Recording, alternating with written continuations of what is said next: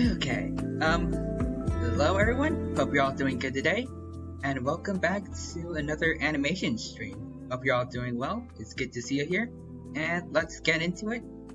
Let me just turn down the music a bit so it doesn't too loud for everyone. Trying to get better with making sure the music and other stuff in the background doesn't go over my voice, but yeah. Alright, so also first things first, I noticed someone followed just before stream, so I just want to say thank you to That Crazy Sage for the follow earlier. I appreciate the support. Oh, and Super Small Sis just now. Just wanted to say I love you, my dino friend, but I'll go to sleep now. I see. Well, thank you for stopping by. Words, but I also hope that you sleep well. It's nice of you to stop by before you go to sleep. Love you too as a friend, and hope you have a good rest of your night. I guess I was gonna say day, but all right. I see Bunny Zia is lurking. Good luck with the stream time. I will eat mac and cheese and vibe. Well, mac and cheese and vibe. Alright, well, I hope you enjoyed the mac and cheese, and also I hope you have a good time watching the stream as well. Alright, and let's get into it. Alright, so, to you who aren't entirely caught up with animation streams, here is what we have so far. It's not a whole lot, but I think it's looking pretty good so far. So now, I think we're kind of getting to a point where we're going to animate it and jump it up over here onto this ledge. So I shall do that now. And in the meantime, like just to make sure there isn't like any empty air while I'm doing it, because sometimes I do get a little too into drawing that I stop talking for a while. I guess if you want to ask anything like dino questions, I can try to answer those. Those are always fun to do. But yeah, let's try to do that. Alright, first let me just check and make sure my stylus is working. Yep, it's working. Alright. Actually, I've been getting quite a bit of luck with my stylus recent days. Sometimes it's not always cooperative. It's almost gotten to the point I started kind of getting more used to using a mouse than a stylus, but I'm getting back into the swing of things.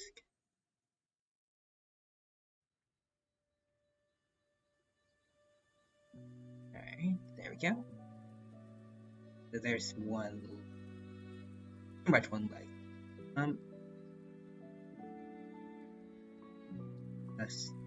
Here we go. Oh. Actually, hold on. I think I need to redo this one.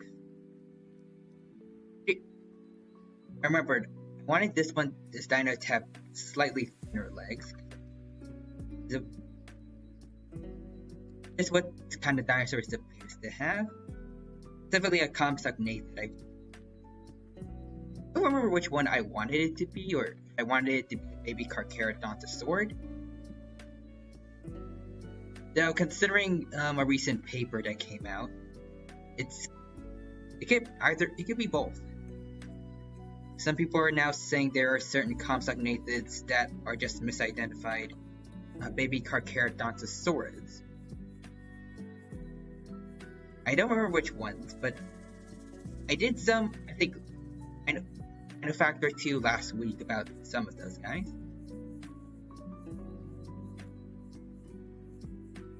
Personally, I prefer having more unique different dinosaur species, but there's enough proof, and I guess I can't exactly argue with that. Just have to see.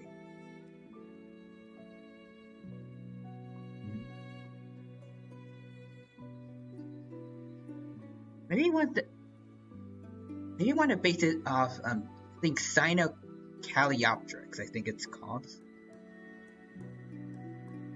Or I might be thinking of a different Compsognathid. Whichever one it was, a unique thing about it was that we actually know what, unlike other dinos, we actually know what color it was, thanks to fossilized pigments that were found on some of the first bones. Or correctly, it would have been counter shaded like today's sharks and other creatures. So basically, its coloring would be darker on the back.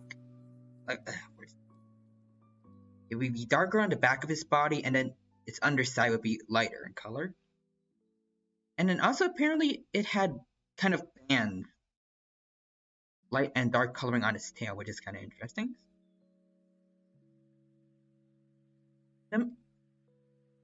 Maybe you want to do something like that for this, guys. It's an interesting dino, definitely. But I don't remember which one it was specifically. I'm sure it started with an S.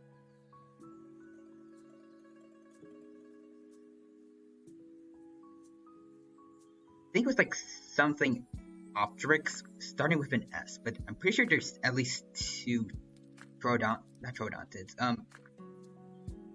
Compsognathid that are like that.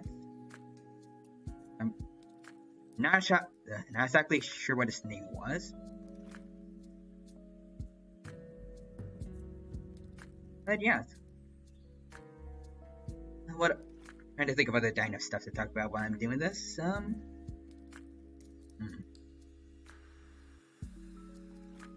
Well, I guess something people might want me to talk about would be the recent Spinosaurus paper that came out, but I haven't had the time to actually read what that was about, so I'm not actually sure what things come about with Spinosaurus, but in its track record, I'd imagine some things changed about its body shape, but I'm not sure if that's really the case. I don't think I've seen many people talk about anything like that.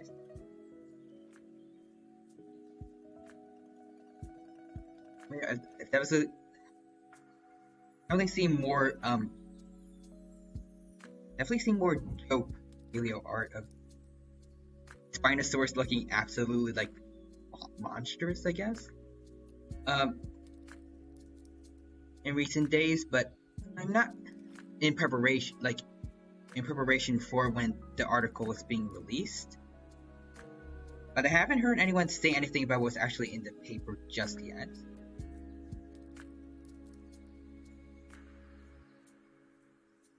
But again, it's Spinosaurus. I imagine it's gonna be something pretty big.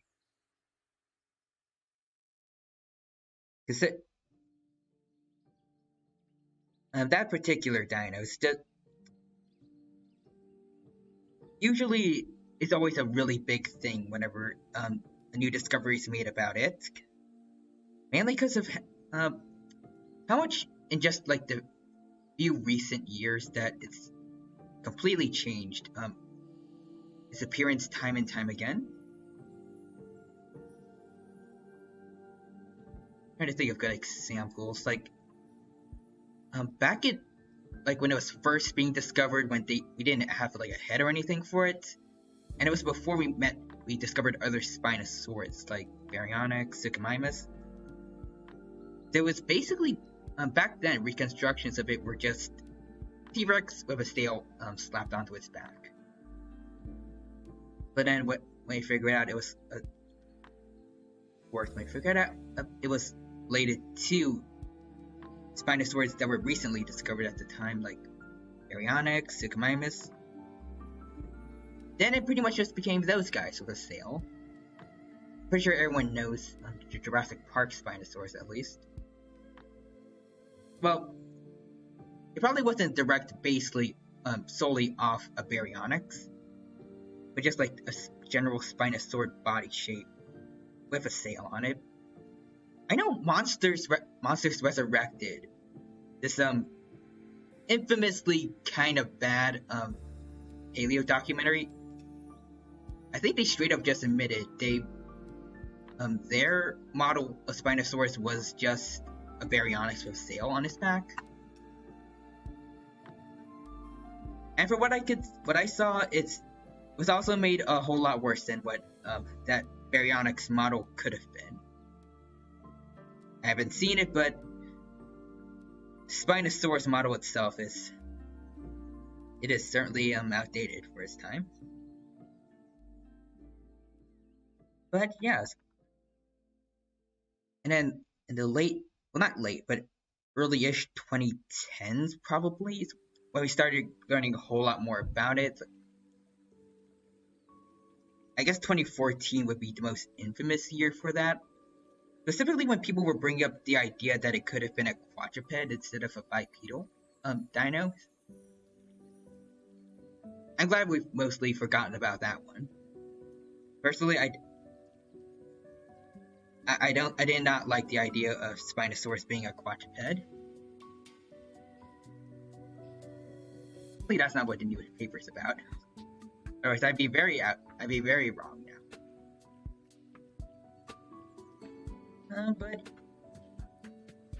Yes. What else did we learn around that time? I think around that time I started seeing more paleo art of Spinosaurus depicted with a head crest, like some other Spinosaurs did. I'm not sure if that's officially recognized, like to be paleontologically accurate. I think in some cases it's a nice touch, but for the most part, I kind of prefer Spinosaurus without it. It's why personally I kind of feel a bit iffy whenever I see Planet Dinosaurs Spinosaurus models. Most of it looks really like, but some of the the structures they put on top of his head, it looks a bit off. But that's just me. Something I do kind of like that I feel like other people don't like quite about Spinosaurus nowadays is the fact that its sail isn't nowadays is not depicted as just a perfect semicircle anymore, but rather based on some picture of the old fossils that were destroyed back in World War II. It might have had a small dip in it around the middle of its sail. And personally, I kind of like it more when I see it in paleo art, just because it seems a bit more, I guess, natural to me, as opposed to having a near perfect semicircle on your back.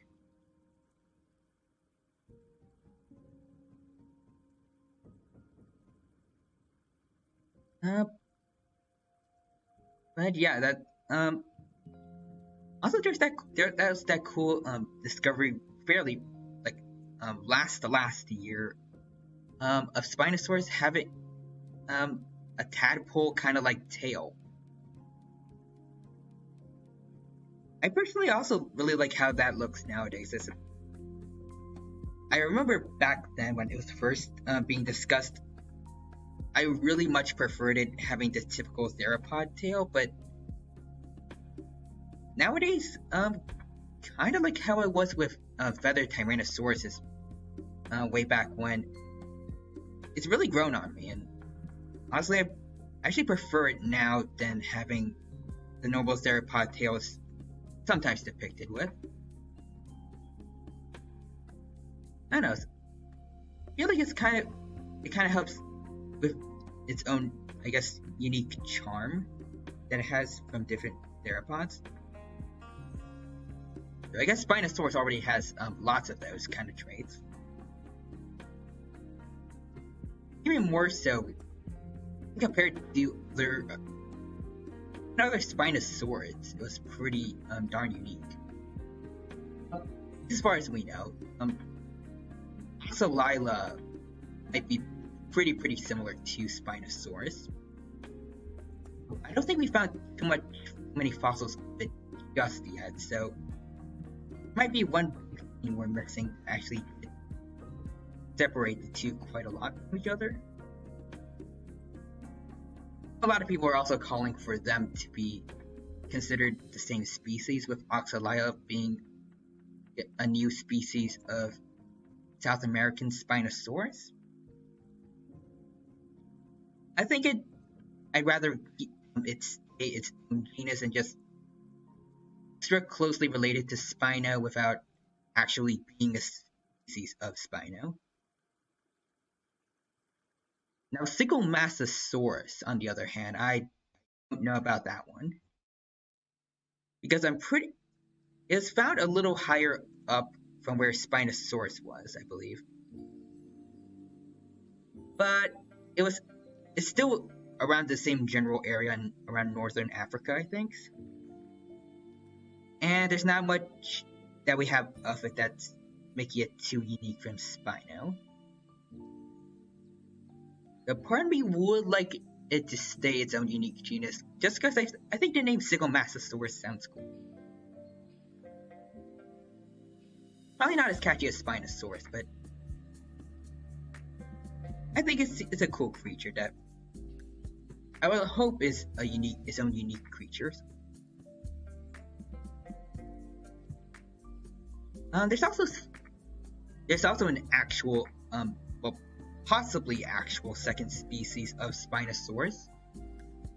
I think it's think it's kind of the debate for that one's kind of been on and off, though I haven't heard too much of it in a while. So the one that we all, the Spinosaurus that we all know, it's usually based on the species Spinosaurus aegypticus. But there's apparently another Spinosaurid called Spinosaurus moricosus, something like that. I might be mispronouncing that one. But it might actually be more proof of zygomasis. First, we don't know for sure. Spinosaurids are just kind of confusing creatures to learn about. But on the different side of Spinosaurids, simply the subgroup called, I think, Baryonychines or something like that. Basically, all Spinosaurids closer to Baryonyx than Spinosaurus. We've also been getting quite a few discoveries for those guys too, mainly in the Iberian Peninsula. In fact,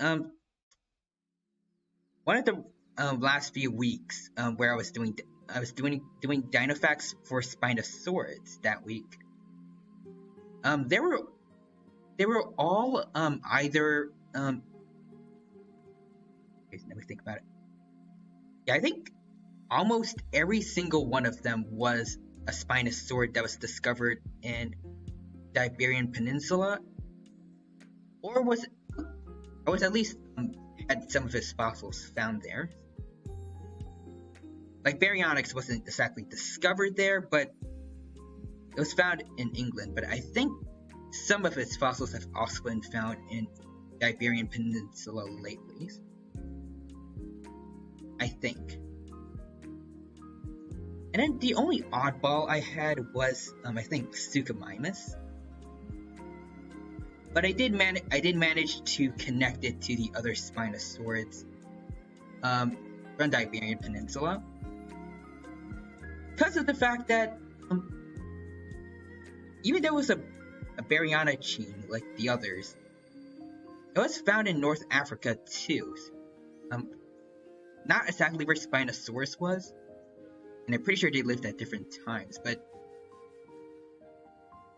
yeah, basic idea was living quite a bit away from where his closest relatives were.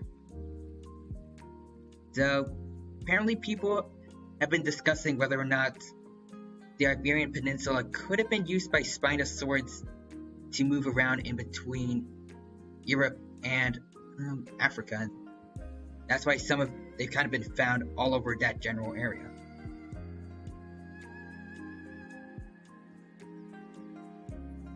Okay, with paleontology, you can't always know everything for sure, but it is a cool series. Speaking of migrating dinos, another thing I learned recently, this theory I once really believed in, that T-Rex descended from another Tyrannosaurian called Daspletosaurus. Apparently that is incorrect nowadays. Because it has much closer relatives that Tarbosaurus and Zhucheng-Tyrannus that were found in Asia. They lived much later at around, I don't think it was exactly around the same time as Tyrannosaurus, but it was closer to T-Rex than Daspletosaurus was. So I think most people nowadays believe that after the first Tyrannosaurids that would eventually evolve into the likes of Daspletosaurus, Gorgosaurus, Albertosaurus, Petrophonus, Lythronax, Dynamoterror, Nanucosaurus, just all the North American Tyrannosaurids. Well, besides T-Rex. After they migrated and did their thing, as far as we believe, apparently the direct ancestors of T-Rex migrated to North America after those guys did, and then stole North America from them. Millions of years after they took over North America from the theropods that were living there before. So in a way, it's like Tyrannosaurs kind of took over North America twice. And then the meteor showed up.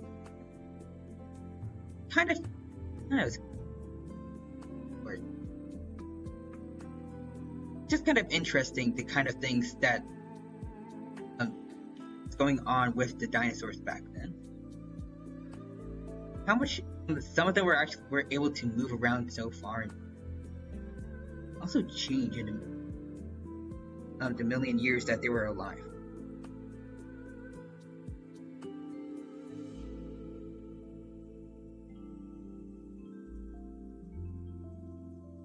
Alright, hold on.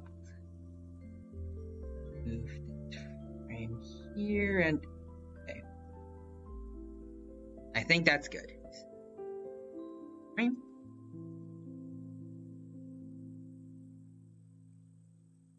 Alright. So let's keep it up.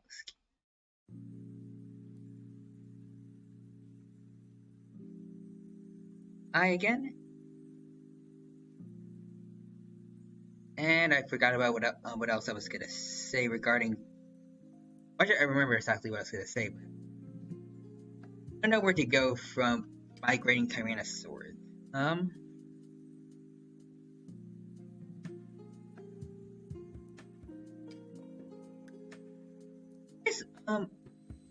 We're staying on the topic of Tyrannosaurs, aka my relative. I guess not exactly paleontology, but it's actually movie related.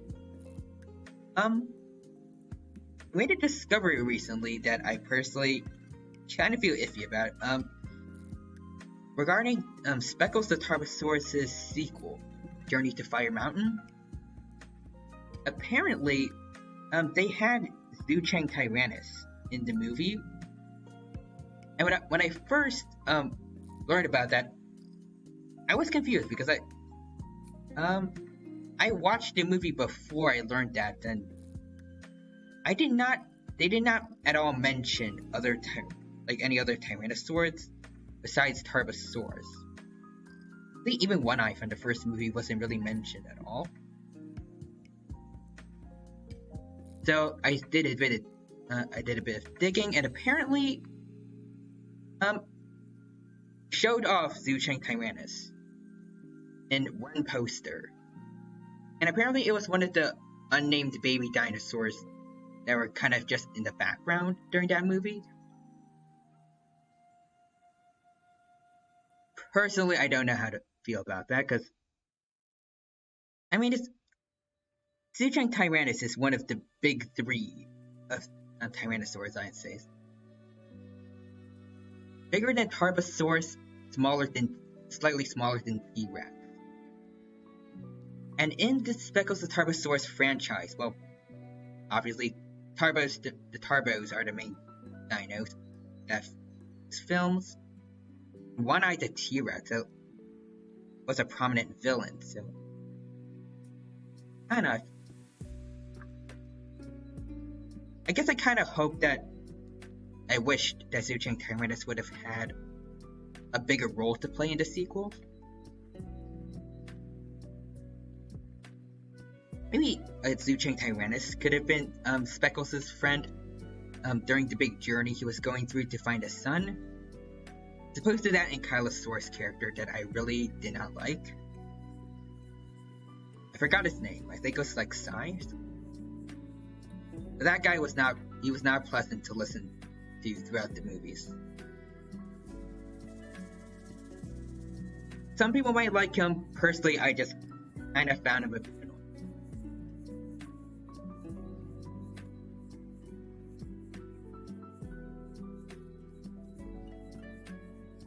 But yeah, actually speaking of dinosaur movies, I did have quite a bit of fun with the Land Before Time watch along. I think last week. Maybe I'd want to do something like that again at some point. I'm not sure what movie I'd want to do though.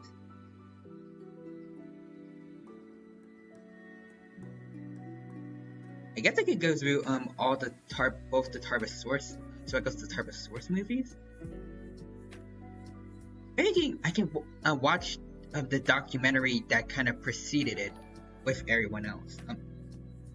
Hello, your punk princess. Thank you for following.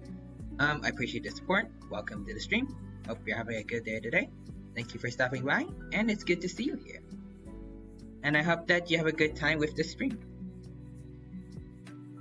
I was just talking about dino movies that I'd want to watch in the future with everyone.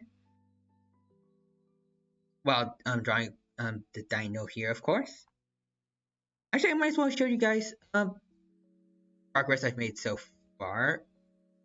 This is including past streams as well.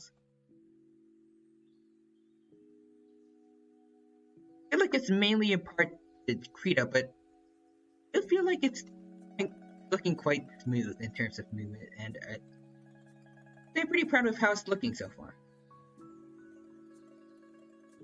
But yeah, back to the kind of movies I want to watch. I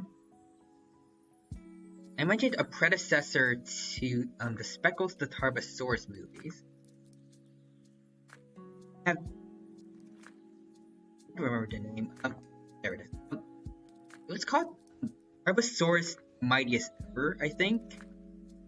Which personally, as a Tyrannosaurus, who happened to be a relative of Tarbosaurus, who was also a lot stronger and powerful. I disagree about the Mightiest Ever title, but I digress. I didn't see the whole thing, but I've seen a few reviews of it. It's quite interesting films. Well, documentary, same thing. But also, about the joking T-Rex fanboyism earlier. I do enjoy personally seeing quite a lot more media out there of other Tyrannosaurs besides T-Rex, like Tarbosaurus especially. But also, like I said earlier, I would like to see more of Zhu Chang Tyrannus, because I feel like that one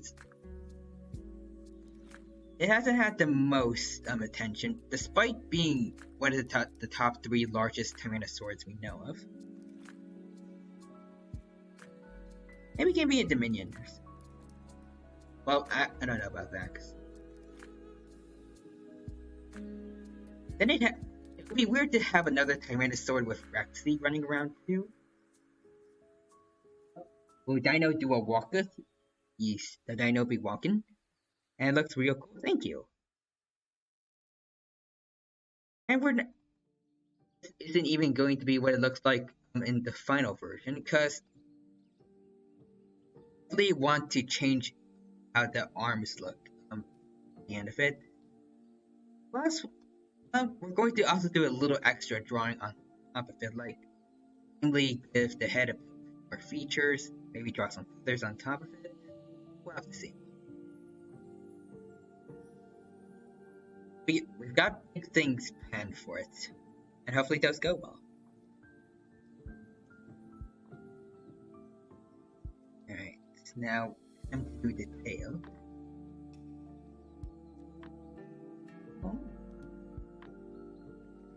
I want to make the tail a bit more thinner.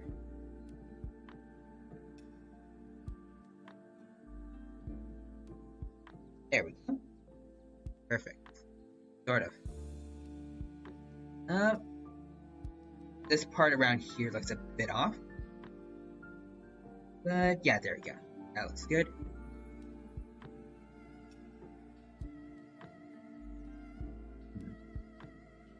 Okay, actually, hold on.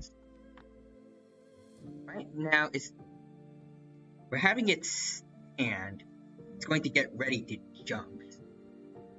You probably have it bending its legs right around here. Well, I think I'd also like to have the tail kind of like wagging back and forth before it decides to jump. I think that would look cool. Alright, so let's do that.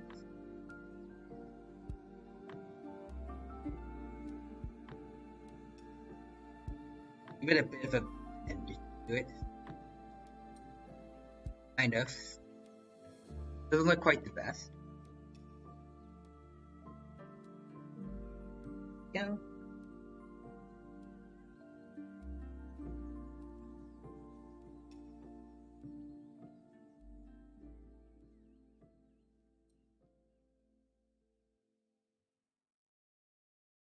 Alright. And now for the toesies. Now let's start with the tail claws. And then draw around those. First, I feel it looks better when I do that as opposed to when I try to draw the toe and then the claw around it. There you go. And also add the little details over here. There we go.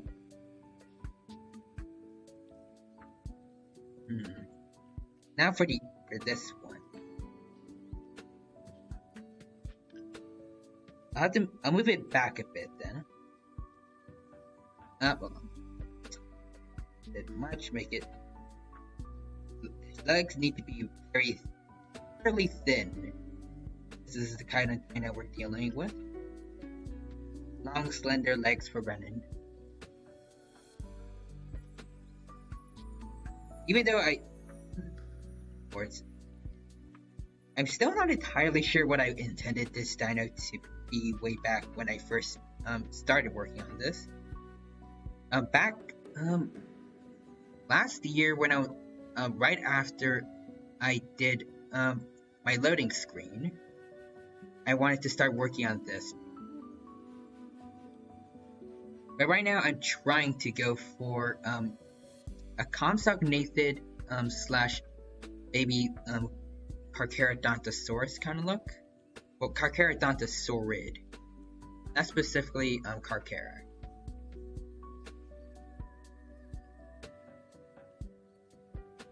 I don't know if Carchara is really the best nickname for it.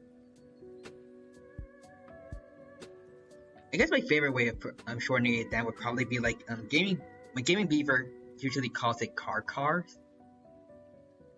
I think that's I actually kind of like when he says that. I don't know if it comes to me that naturally though.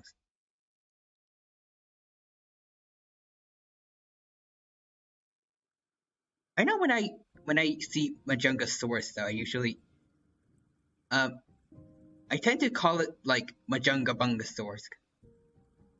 I don't know. I don't know how to describe it. I guess I just kind of like I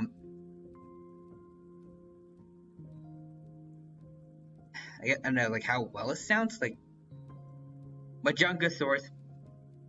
The Majunga part of it. It's really easy to rhyme with something.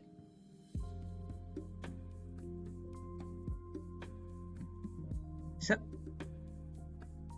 yeah, I don't know where I'm going with that, but yes. Probably because of him that sometimes I decide to make weird little nicknames for some of the dinos I see. Because he's a genuinely funny guy, and he's kind of part of the reason why I kind of like doing dinosaur related content on top of the fact that I just in general love dinos. I remember back in 2000 well not 12 2015-ish, I first saw his videos right around after Jurassic World was released, and they released a new game, Jurassic World, well at the time new game, like Jurassic World, the game, mobiles. I haven't touched that game so long. I remember always looking forward to his Jurassic World videos. He still does them every single week. And sometimes I like to watch them again. Even if I don't really play the game anymore.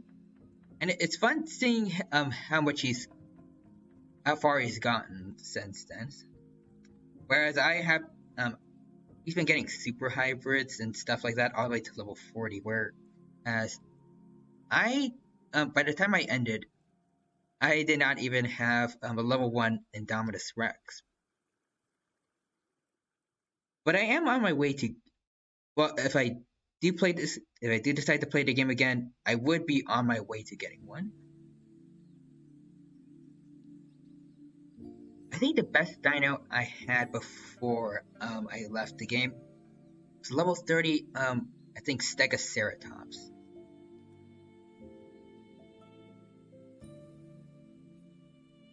I also remember back when I got my first of Stegoceratops, I think I remember trying to sell away as many dinosaurs as I can just to get the DNA to make it. And by the time I was left, I only had like, I think 5 other dinos left. I don't remember the exact details, but I really wanted to get that Stegoceratops for some reason back then. And that was the price I was willing to pay.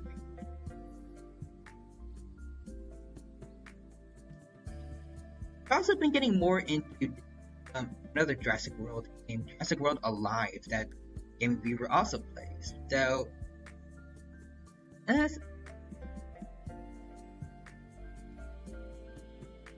don't know if I like the battling mechanics too much. Really, it's actually mainly the mini game that you play to get the dinos themselves.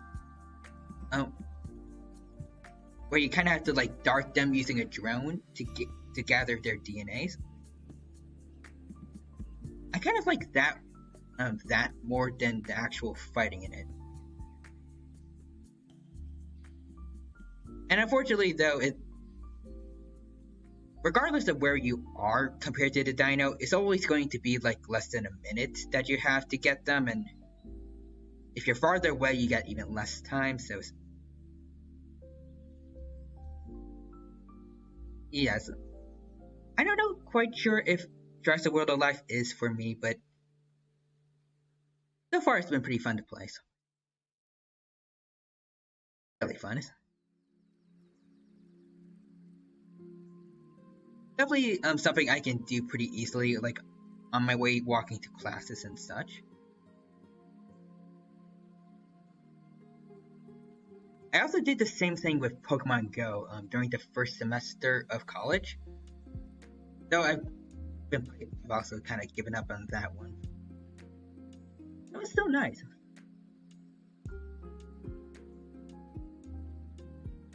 Oh, hello there, Grim Sith. I probably messed up that, but hello, Dino-san. Hi, hello there, Grim.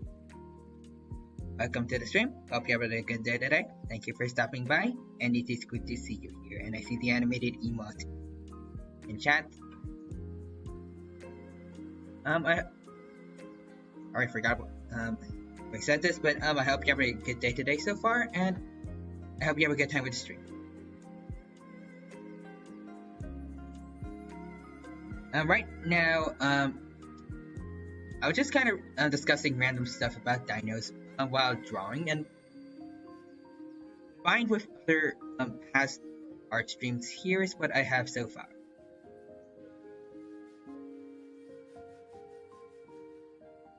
Right now, we are prepping up for the big moment here, where our little Compsognathid / baby Carcharodontosaurus friend here is going to prepare to jump over here, over to this small ledge over here.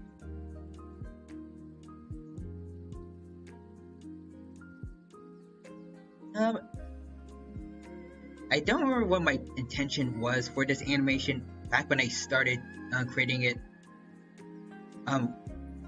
Probably exactly a year from now, actually. When I finished up my loading animation for my streams. This one over here. Yep, this. But right now, I've kind of decided to make this Just a small conflict native slash baby carcarad. Um, just wandering about through a forest and then going through a great big obstacle for it at least, which is just gonna be a tiny kind of drop in the ground and a fairly large rock around here that he's gonna jump onto. It's kind of like the idea of a tiny theropod just running around a much bigger forest and seeing everything look so big that I guess for normal people, like around normal people size, would be kind of uninteresting. I guess the best way I can describe it is like trying to imagine your puppy's perspective if you had a new puppy and you let it wander around like your backyard for a bit. Kind of like the little bit of wonderment is gone.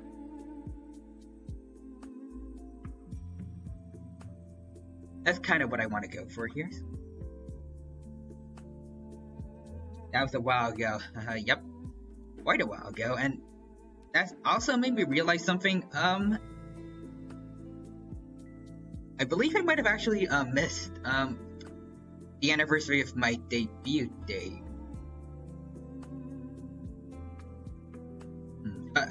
This next week I'll try to make up for that and stream to commemorate just a full year of streaming, which I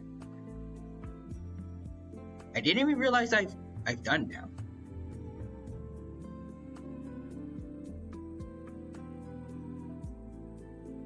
I don't know what I'd want to do for it though. I guess kind of maybe redo my debut. I guess. Maybe make new assets and all for it, and kind of reintroduce myself to and all the people that have shown up since my first true debut, which was also my first ever stream. So understandably, it was not quite the best. I remember stuttering quite a bit, and I remember I don't think it even lasted for half an hour because I didn't have nearly as much planned for it as I thought I did. Plus, while other VTubers, from what I've seen, also have a game that they play after introducing themselves, I did not do that. That was rather short. So maybe I'll do something like I guess I'll just try to kind of redo my debut. Maybe pretend I'm actually kind of brand new, and hopefully I'll have a game actually planned out to play. I think that'd be kind of fun to do.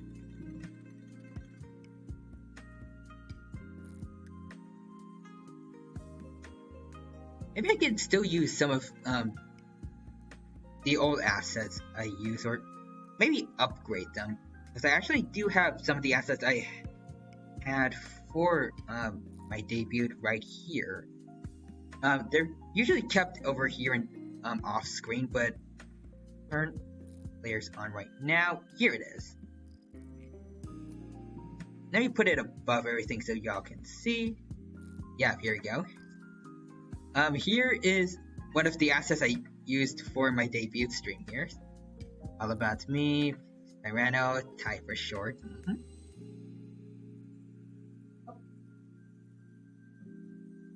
I wanted to put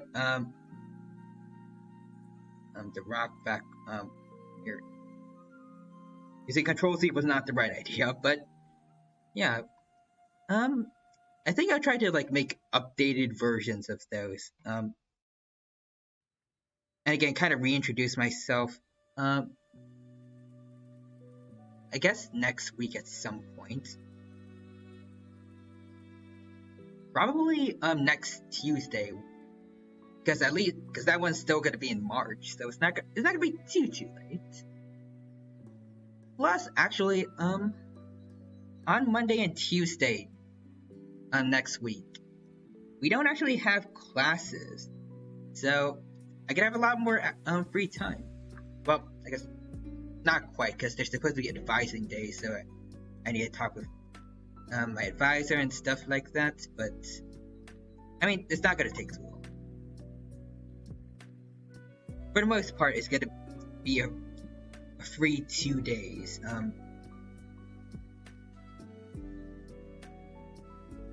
And then I won't have to worry about spending 2 hours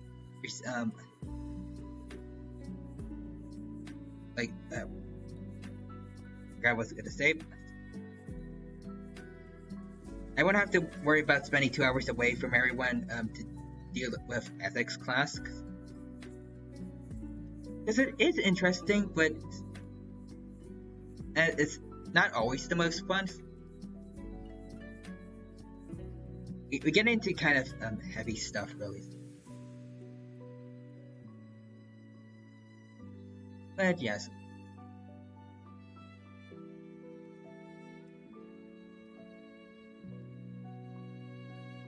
And I forgot what words have left on the dino's brain. Let's see what else.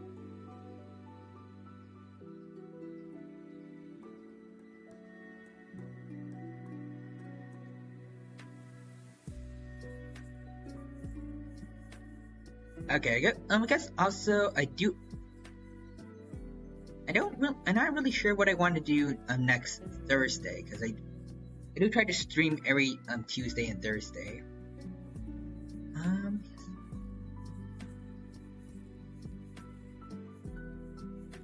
Well, actually, I'm pretty sure that the 2.6 update for Genshin Impact is going to be coming out around then, so I guess next week I'll be doing that. Possibly. It might actually be on in April, though. I'm not in. No, I'm pretty sure it should be in March. So definitely not too far from now.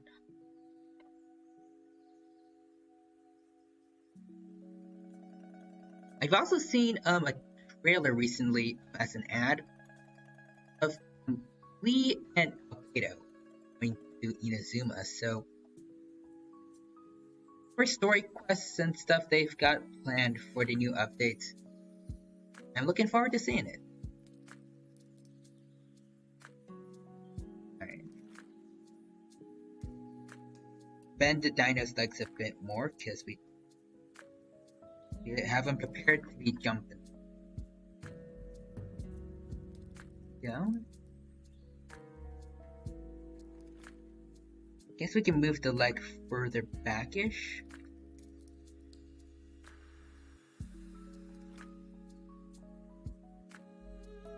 Alright, here we go.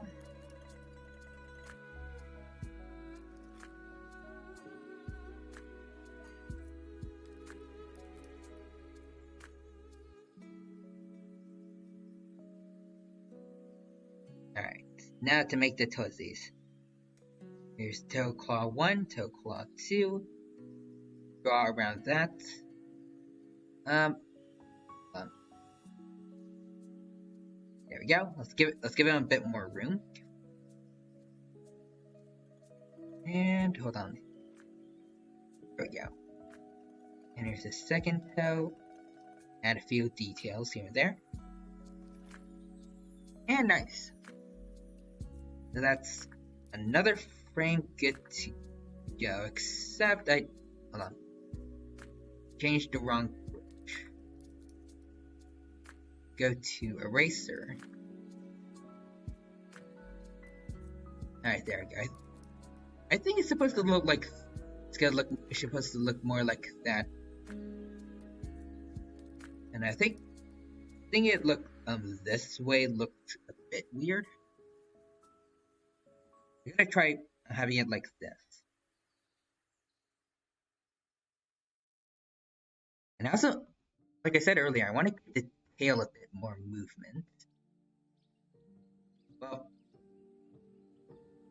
it's kind of a bit of movement around here, but I want to have it like wagging around a bit. Oh. while it's crouching down, kind of preparing to jump.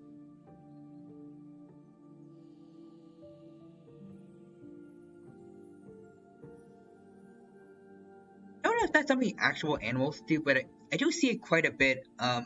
At least some animations or cartoons I've seen where when an animal character is getting ready to jump, they kind of wag their tails in anticipation.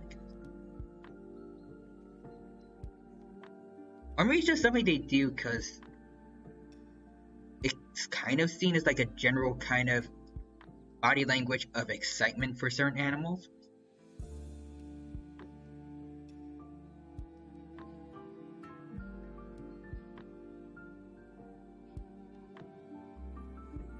But yes.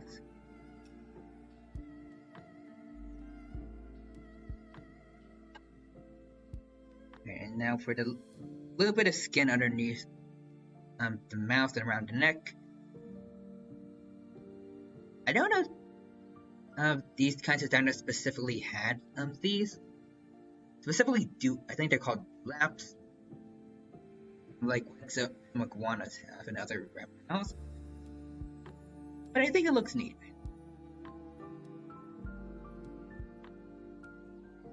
This is a detail that I've kind of gotten accustomed to putting onto my dinos nowadays.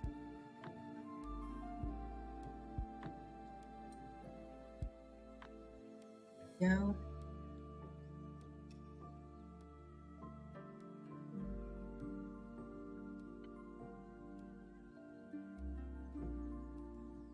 And boom. Alright, let's see how far everything's looking. Definitely changed again since very first frame I had. But don't mind too much how it looks. Kind of like it actually, except again for the arms, but we shall fix those in due time. I don't want to spend too much time working on those like I did in some of the past few streams, because otherwise we'd be working on one frame for just a really, really long time. Because regardless of if it's humans or dinos, I'm not good at drawing arms.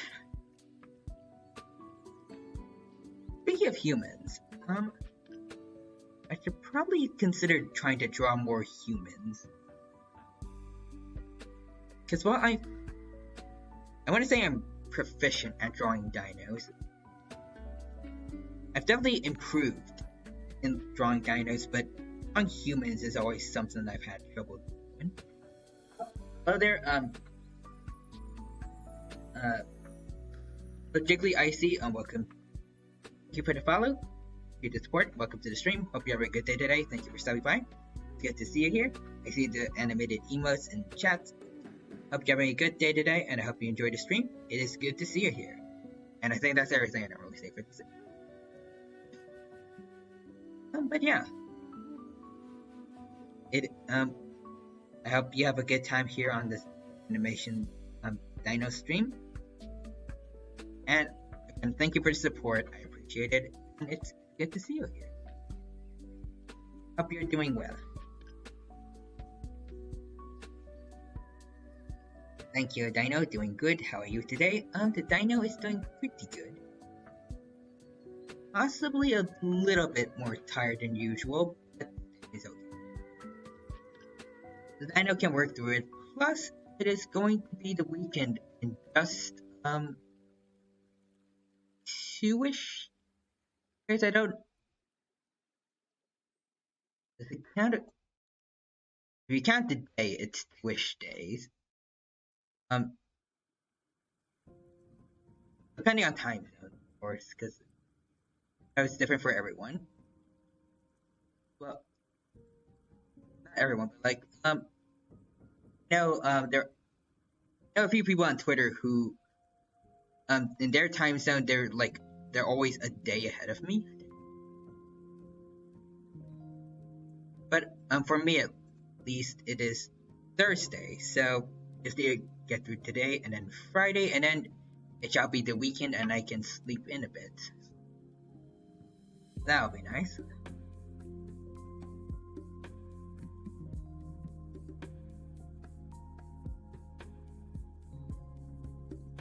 But yeah, it's Friday here at 6 a.m. Ah, lucky you, you're about to get in, words, you're about to get, to the weekend very soon. And I hope you enjoy that.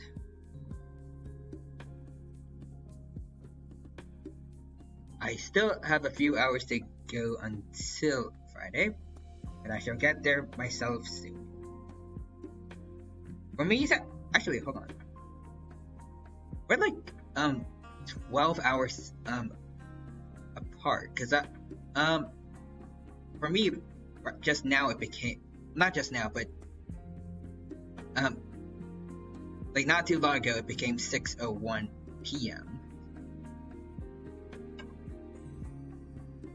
So it's, for you it's early morning, I'm pretty sure, and for me it is kind of like in the evening.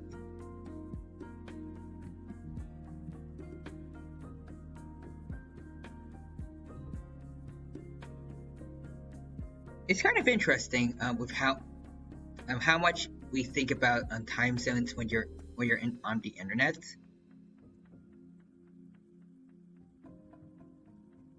Because you normally, at least like when you're out and about in the real world, you don't normally think about it. But when you're on the internet, you can be seeing people post good night tweets and everyone wishing them good night, right as you're saying good morning to everyone. And when you're about to sleep, people are saying rise and shine, good mornings. It do be kind of weird.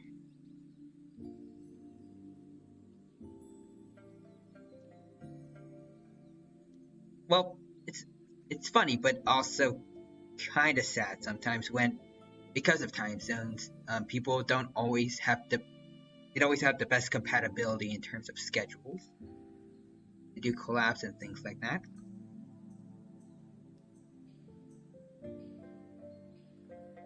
But I mean, lots of us are able to work around that, so it's not too bad.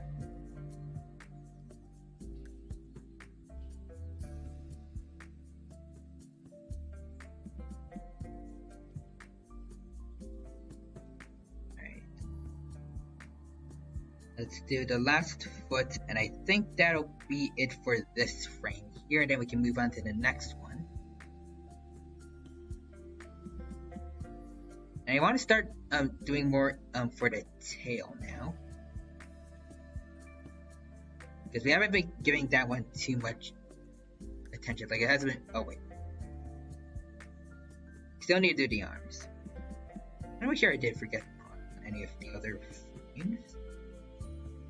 Okay, did not. Kind of worried for a second. Forget to do that sometimes.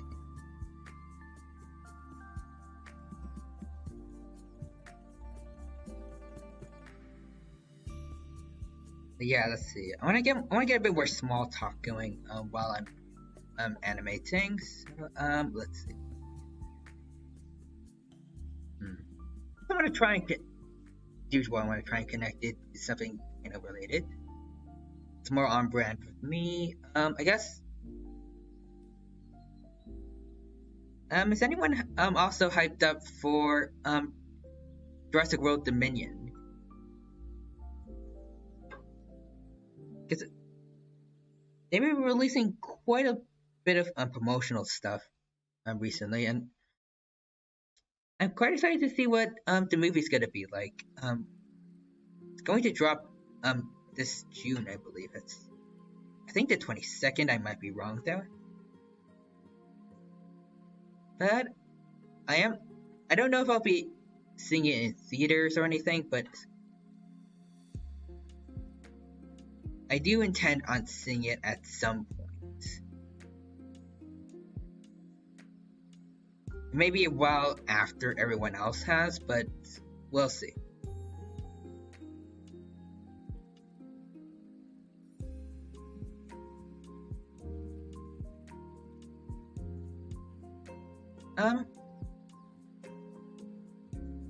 As for the other Jurassic World movies,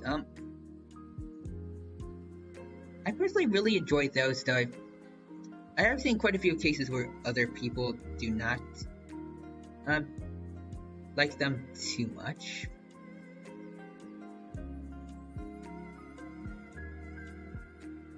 Well, I don't know about her specifically, but while I was doing I was doing a collab with Orver Odds and Sorry the Dino and also Diana Tyranno, the Tyrannosaurus. I think it was like this last Saturday, where we were just looking at some weird dino media.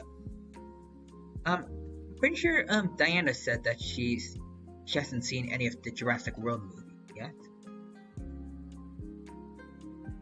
Pretty sure she's also something of a paleo nerd, like me, and also over odds, and actually quite a few other people I've met within the VTuber community. So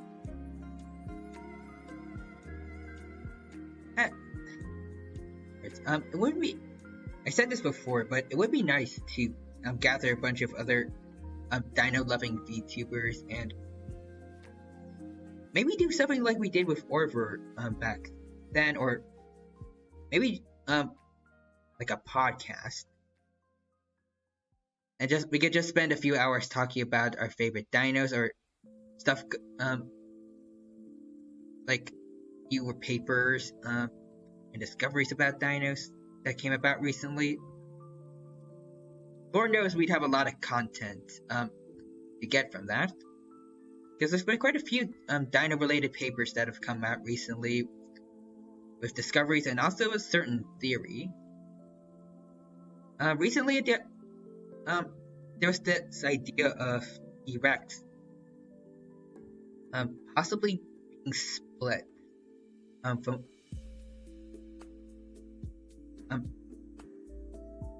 the 3 different species.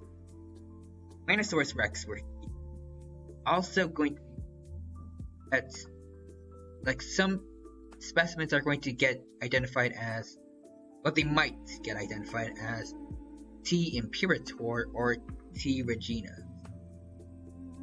Basically, we're keeping the tyrant lizard king, and then also getting a tyrant lizard emperor and queen, I believe.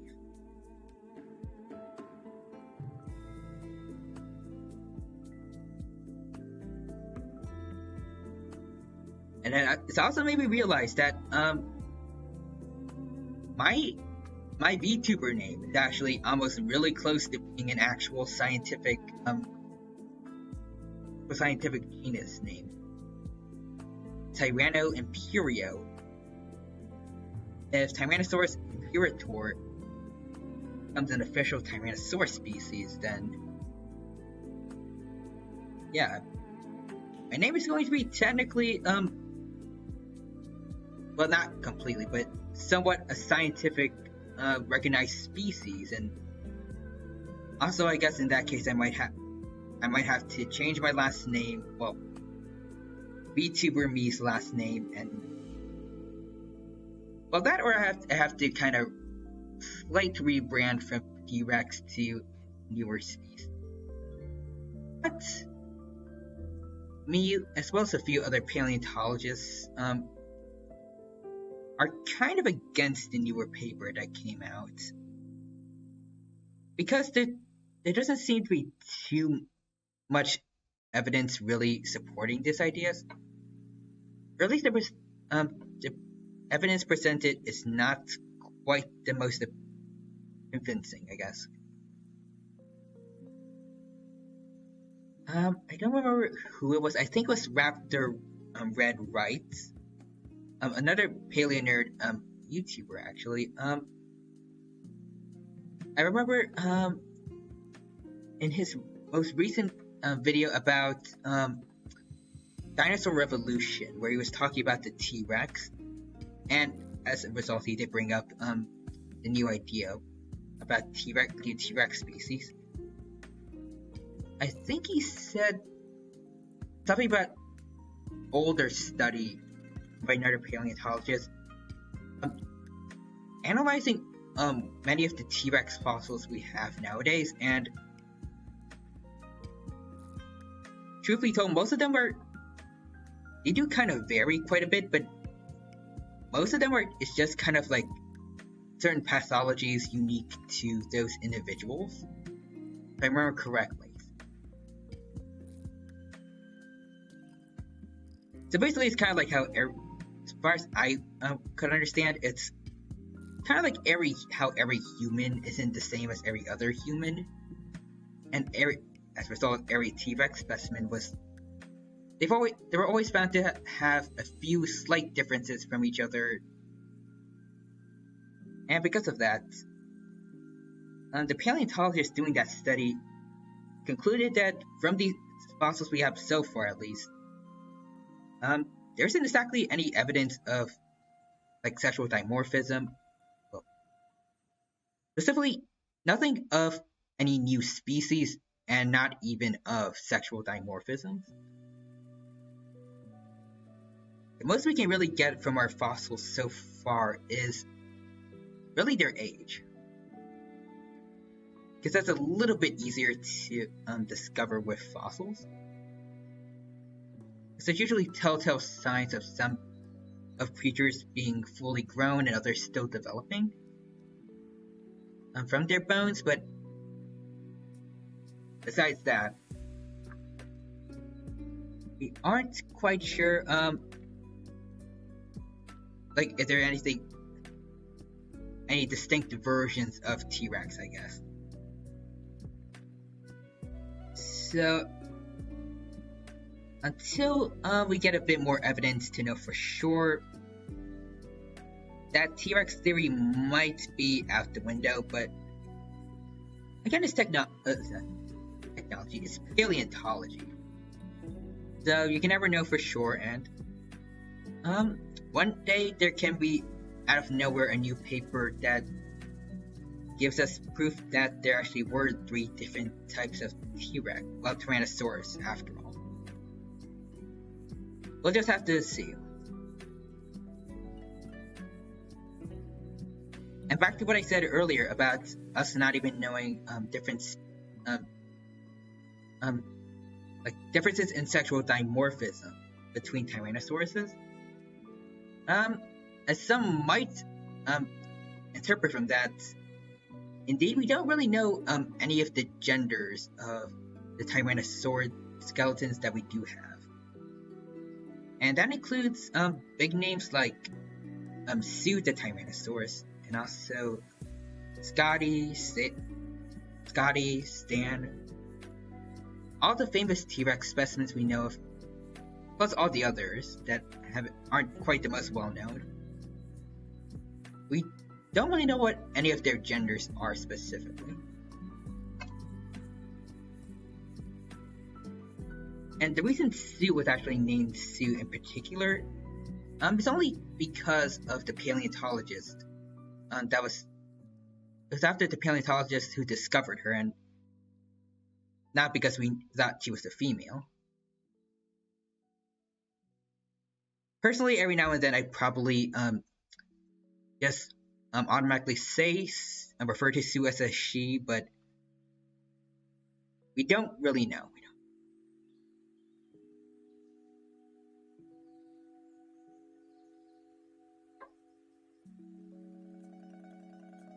So there was one theory from a while back.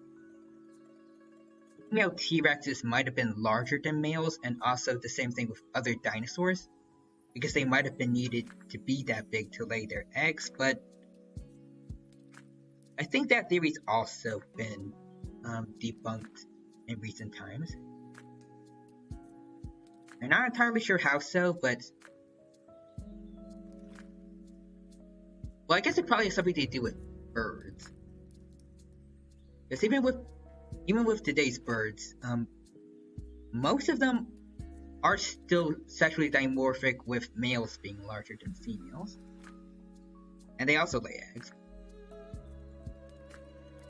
But there are cases, mainly with, from what I know, birds of prey like eagles. The females are actually larger in some of those species. I know particularly peregrine falcons and bald eagles the females are quite a, remember correctly from the images I've seen, it was actually quite a great margin for the males on.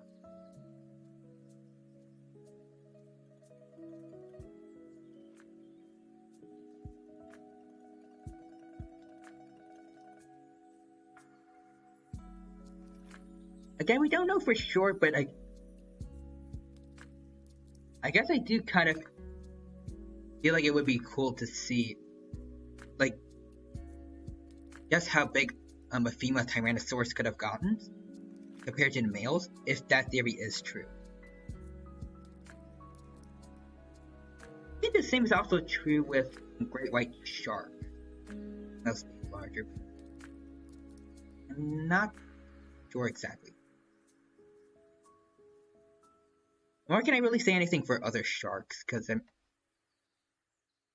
not the most knowledgeable with marine species. I mean the prehistoric one, because I really am mostly just a dino nerd, and the other creatures that lived with them I haven't given too much attention, and I would like to change that at some point in the future. Namely, I want to try looking more into the reptiles that lived with dinosaurs during the Triassic. And I guess kind of got outcompeted by the dinosaurs by the time the Jurassic period showed up. Well, for the most part, outcompeted. Synapsids, like Dimetrodon actually. For those of you who don't know, Dimetrodon isn't actually a dino. Synapsids like them, actually, despite what some may believe, went on to be the next predecessors of mammals. And yeah, you heard me right. Dimetrodon is a synapsid, and synapsids were technically the well, not technically, they were completely the ancestors to mammals.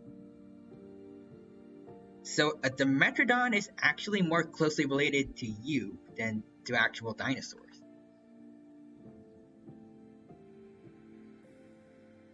That's a fun fact you can tell your friends.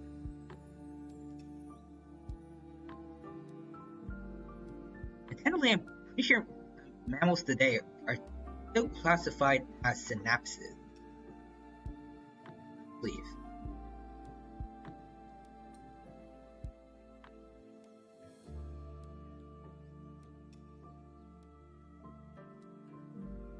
But yeah, in general, I want to know more about Triassic period life forms, because as you can imagine, back when evolution was wasn't just starting out exactly, but when a whole bunch of new creatures were coming onto land and evolving in their own unique ways, before things started getting more, I guess, stable.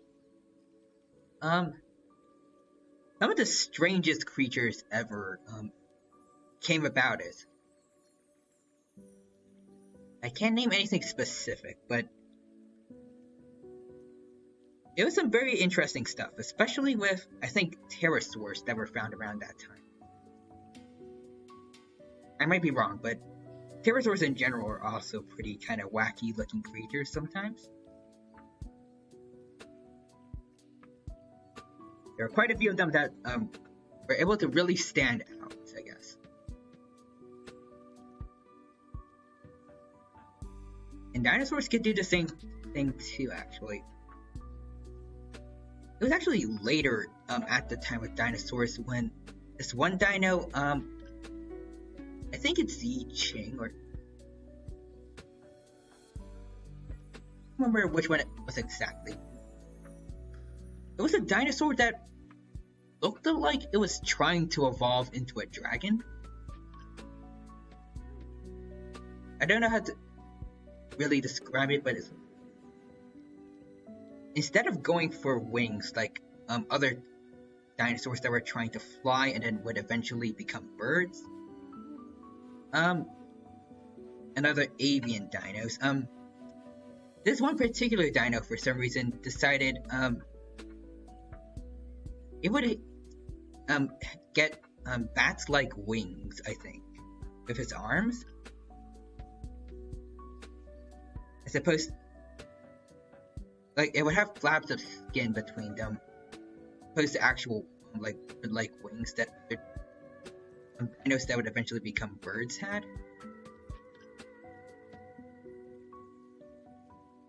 I don't know if I'm the best at explaining it, but it's quite the oddball.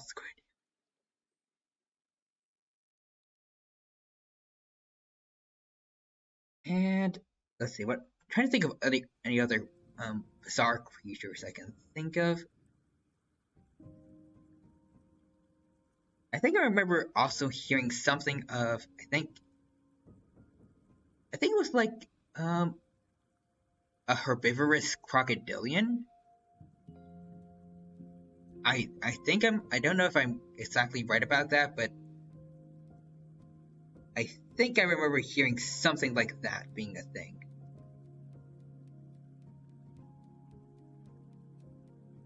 Well, apparently crocodilians even today aren't completely carnivorous. Well, some of them probably are. There are some crocodilians, well, crocodiles in particular, that have been seen sometimes eating kumquats. I think alligators have been seen eating melons. Well, I'm not entirely sure if that's. But I mean, they were American alligators, meaning it probably took place in Florida, so yeah, that's probably to be expected. But other crocodilians have also been seen sometimes eating fruits. Kind of interesting. And the opposite also goes for herbivores, as tortoises have been seen sometimes killing and trying to eat birds that get a bit too close to them. And also, I think deer were once spotted eating it from a dead bird as well. It's kind of rough nowadays. Yes.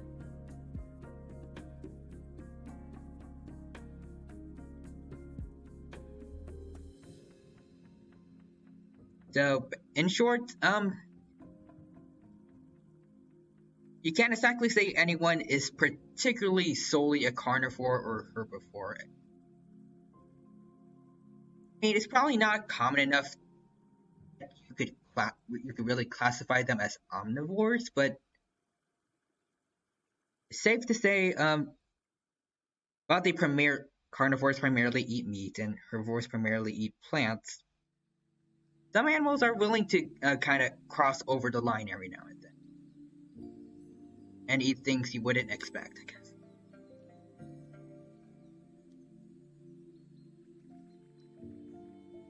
I actually know this firsthand because I've had a few cases where my dog goes around trying to eat some grass where we go on walks.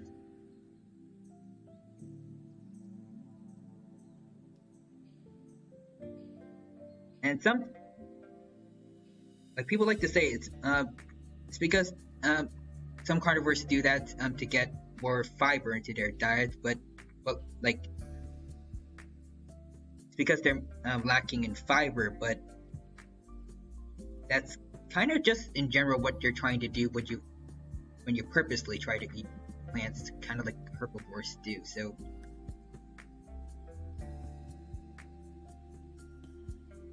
I mean, we've already known for quite a while that, like, carnivores in particular would not be afraid to eat plants.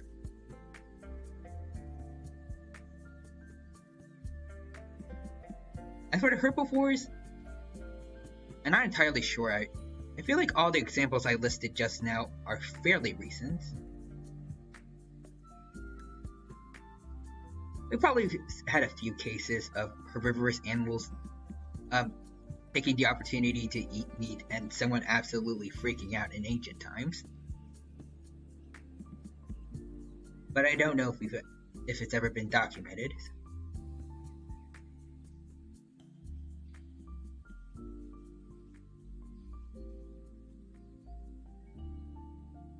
I guess one of the most, I don't know if I want to discuss like the full details, but one of the most kind of terrifying of creatures that you probably wouldn't expect, at least I feel like some people wouldn't expect to eat meat so much, chimpanzees. They're def much like humans, they're definitely pretty more on the line of omnivores, and it's kind of unpleasant some of the things they eat. I guess I've already mentioned it on stream once, so I guess I don't want to go into the full details, of course, but chimpanzees have been documented to hunt monkeys. Kinda like just what when you think about it. But yeah, it does happen. Chimpanzees have, mainly thanks to I think their channel name is called Good Nature now. I've learned quite a bit more about the dark side of many modern day animals.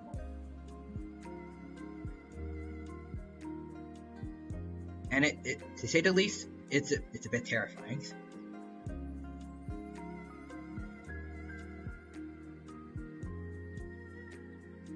But yes.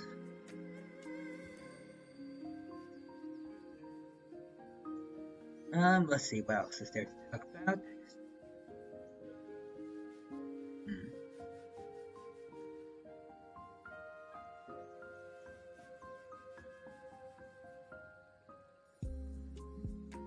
Yeah, the brain is trying to think of something about small talk right now.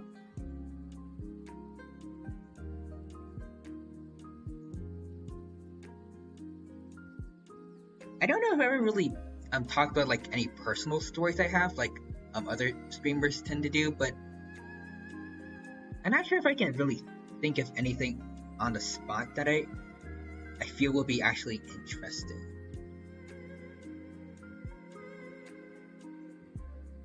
I don't know.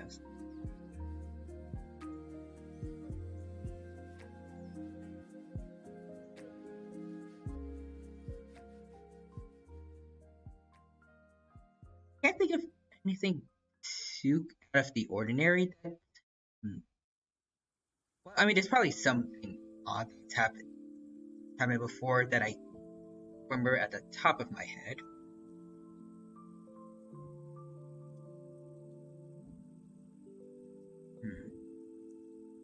Yeah, I can't think of anything right now. I should continue. I'll go back to thinking about dino stuff to talk about. I guess.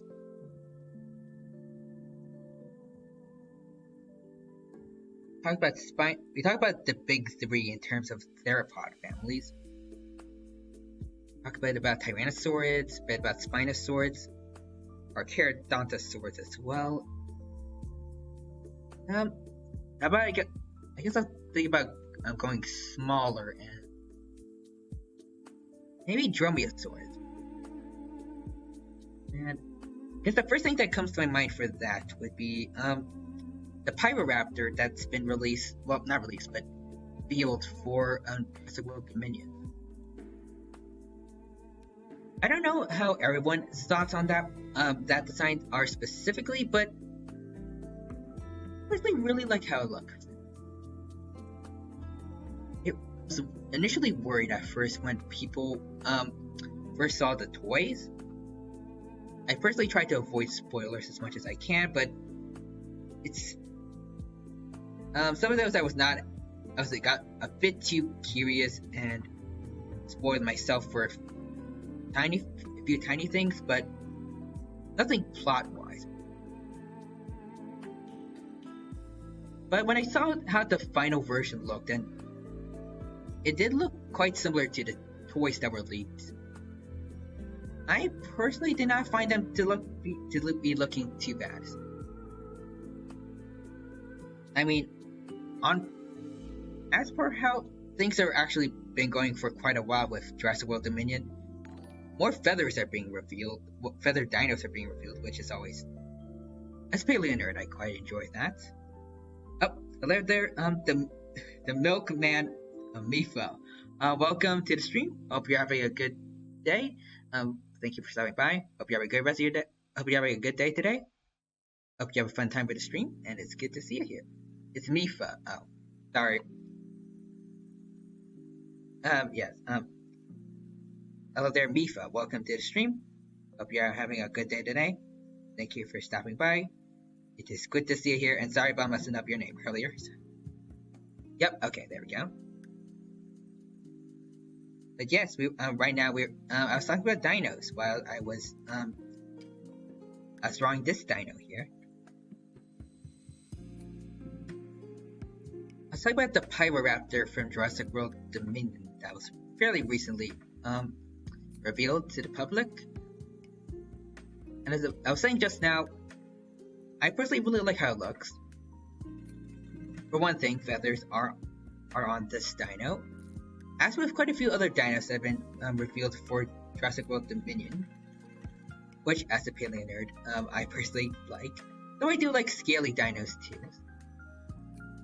And especially in movies that aren't trying to be educational, I understand the desire to go for more creative liberties.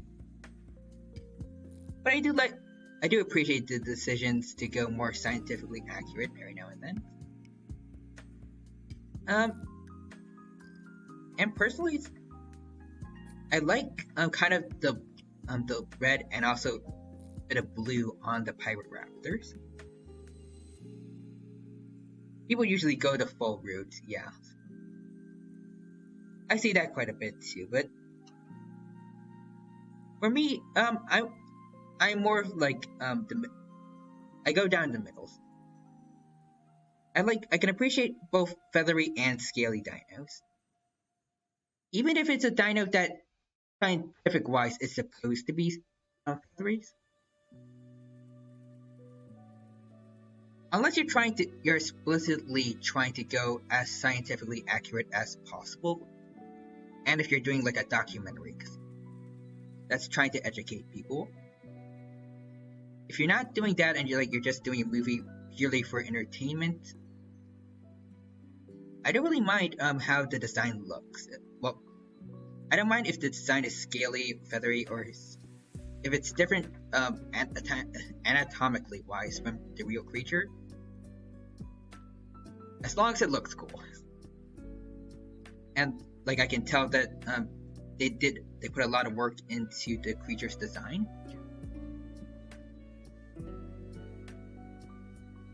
A good example of this are the made-up dinos for the 2005 Kong movies. Oh, I'm kind of down the middle with the dromaeosaur they made up called Bonatosaurus, I think. Most of it looks good, but I don't know, the face looks kind of weird. That might just be outdated CGI on the models. I haven't seen concept art or anything, so maybe they look a little better than that. But the Vastatosaurus Rex, or V-Rexes as some like to call them, those guys look awesome. And I also appreciate quite a bit of lore that they put into those creatures, even if they're only in the film for a few-ish minutes. I also knew the made-up Ceratopsian they had. Unfortunately, it was never in the official movie, but I think you can see deleted scenes of one attacking guys that were trying to save Anne. Not the other names, but I do like their design for that new made-up Ceratopsian. And I kind of wish we could have actually seen it in the official film. And also some of the other dinos that they made for it, um like that world's continuity, but also weren't in the film for some reason. Like I mentioned, the ceratopsian in the deleted scene, but they also had um they invented a new Hadra sword, and as far as I know, it wasn't in the film at all, which is a bit disappointing because I would have loved to see them on the big screen as well. So I see the messages in chat. Sorry if that missing those. Kind of went off on a tangent. You would usually go to full front. I actually get. I think I read that one. Other one. I come from the land of Twitter. I see. So, well, welcome now, my friend, to Twitch. I hope you have a good time here. And my continuous hunter on dinos entertain you.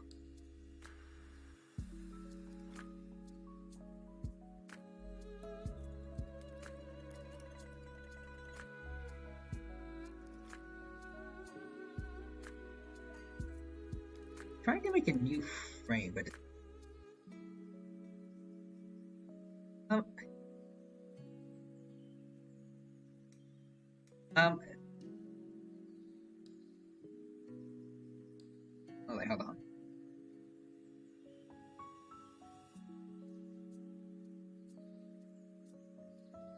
I don't know what happened over here. Hold on. Can I delete some? Okay. To here, I'm trying. I don't know what is going on.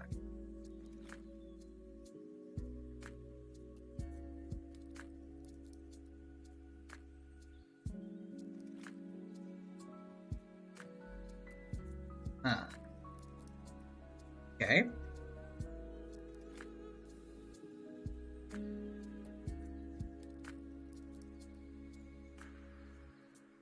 Okay. So for some reason, I put two frames that don't know how to describe it, but it's yeah. I'm going to just kind of get rid of all these here.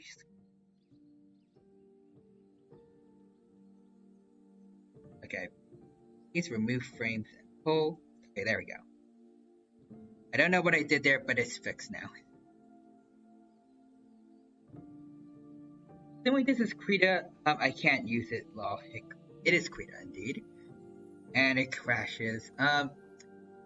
Yeah, that's happened to me before as well. Especially when I'm doing my adventures, my image edit adventures on Twitter. Sometimes um the files I make for them get really bad at wording things, but get a bit too big space wise, and ends up getting to the point that it starts crashing every now and then, and I have to limit the amount of them that I have open.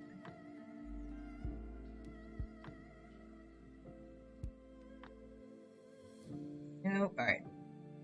Now let's get things back on track. Animation. I think a lot of the amount of frames I made recently ended up deleting by accident. As always, we can work through it.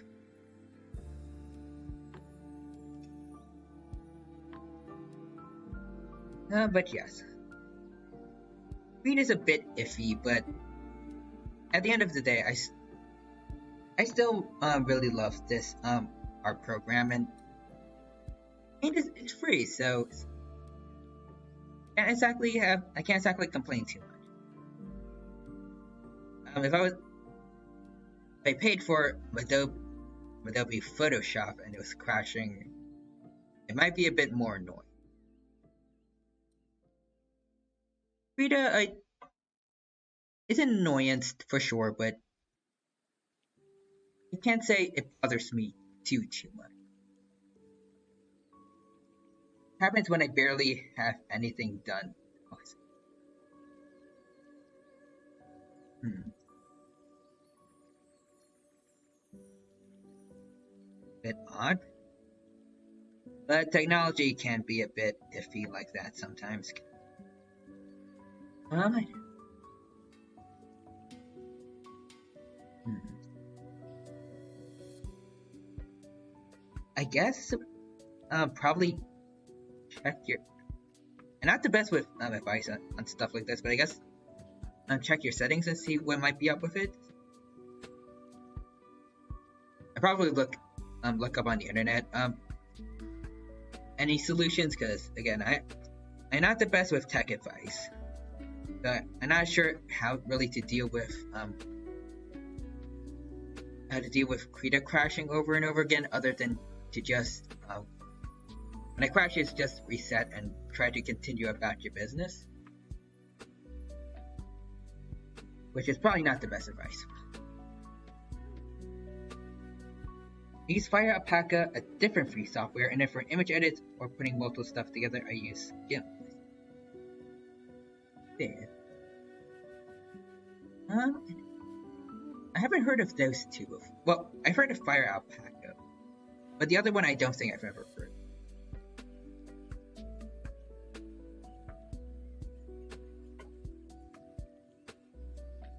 I think I considered using Fire Alpaca until I discovered Krita, and found out I kind of preferred this art program a bit more. Fire Alpaca, well, Krita I discovered while I was watching some dinosaur animations on YouTube, and I came across this one of, one actually in particular of someone having redrawn and reanimated the entire fight between Spinosaurus and Tyrannosaurus in Jurassic Park 3 using Krita. I will say I kind of loved the little changes that they made, particularly with instead of the areas where the humans would be escaping and surviving, sometimes they'd have the humans getting stomped on by the dinos. I just think it's an interest. It's a comedic little touch, and possibly with some of the characters were portrayed in Jurassic Park 3 might have been preferable. Don't remember their exact names, but the people in that movie weren't quite the best. But yeah, upon seeing that, that's kind of when I decided to dig deeper, and then it kind of snowballed this way here to me using Krita as my main art program. And why I kind of started when saying that one animation is because I also saw an animation that same person made of the Velociraptors and the T-Rex from the first movie fighting each other as well. They also made they reanimated that one in Krita. And I don't know if that one was also an inspiration or not, but to use Krita, and I think it was. I think I actually saw that one a bit after I started using Krita and working on my loading screen.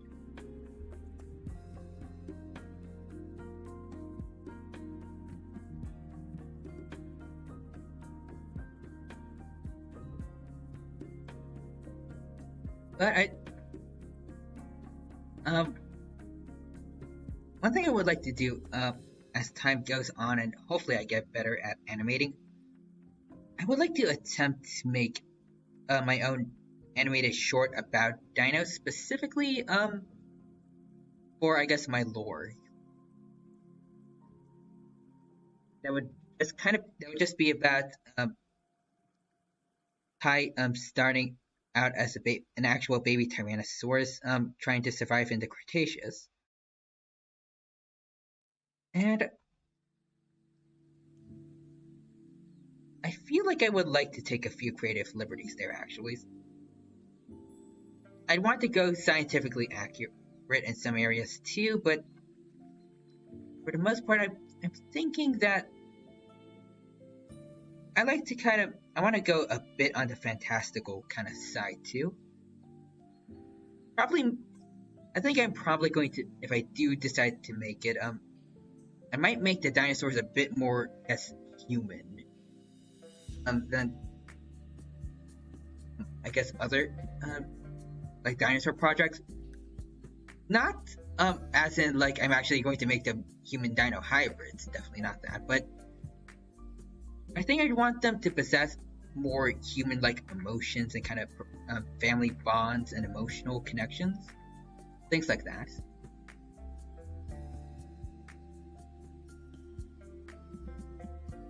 Let me tell you, my lore is insane, man. I see. Perhaps I would like to learn about more of it in the future. As for my lore, though, I do not have too much quite planned, but I want to try and come up with some cool lore. No? And I would. The main reason I want to do like an animated short for it is because I really do enjoy when some of the VTubers I've looked up to they make animations for their lores. Again, I think all of V Shoujo and also Hololive Ian and also an indie VTuber named Mako or Mako. I've seen all their lore videos, and well, not all their lore videos, but like kind of videos about their origins, and they're quite interesting. And I did also see Bao's during her debut stream. Oh, did someone say lore? Hello there, Nitro, and welcome to the stream. Good to see you here, and yes, indeed, we are trying to talk about lore. Yes. You just see Matt Pat burst through the door like Kool-Aid, man. Oh my god, Chippy Tie was Sans this whole time. I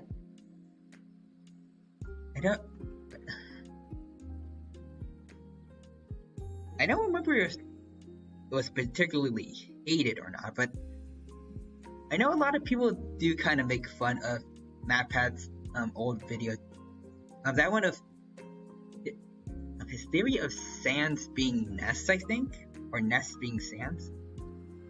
But I mean, they're the same thing, but yes, that's a weird one. I do really like his videos though. Well, whenever I do see them pop up on YouTube.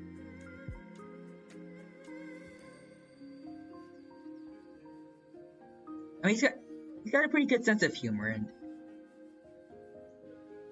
for the most part, I feel like his theories are pretty interesting to listen to, and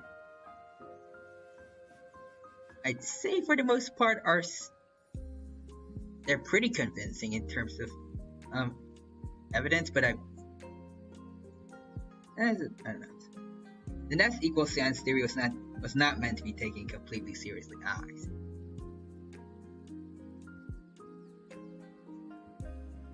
Wait, was it like an April Fool's kind of video? I don't know for sure if it was. Because if so, that would be that would have been a pretty good joke.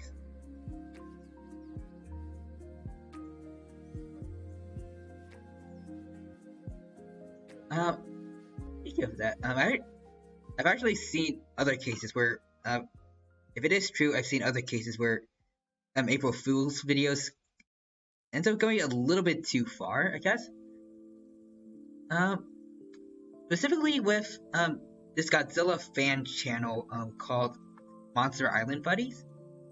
But for those of you who are underage, probably don't go looking up Monster Island Buddies, because while their videos are pretty funny, and I recommend them for everyone over 18. It does include quite a bit, mainly his Monster Island Buddy series about his Godzilla action figures going on adventures and stuff. They contained a lot of mature content, so especially pretty explicit swearing, so probably don't go for that. If you're of age though, then I'd recommend you go check it out.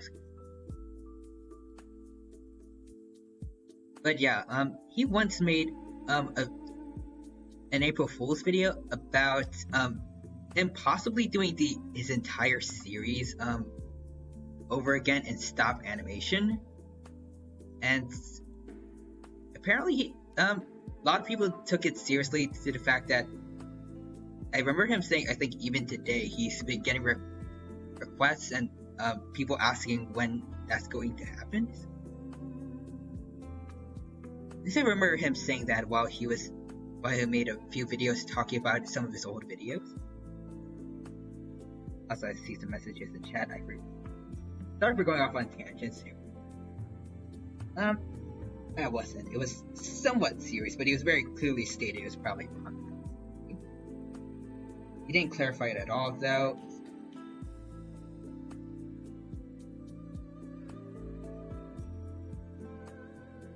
Yeah, I do IRL and online. Yeah, I mean, I personally, try not to, just me personally don't really try.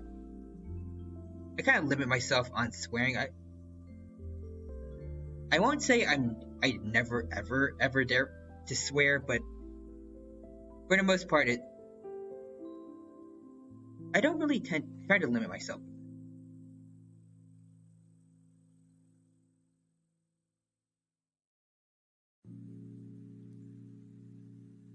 Of course, I stopped doing excessive tasks.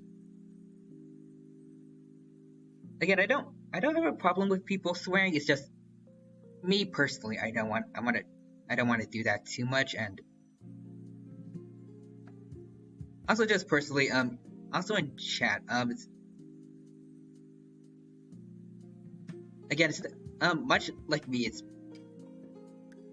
no problem with swearing, but probably just don't go overboard, I guess.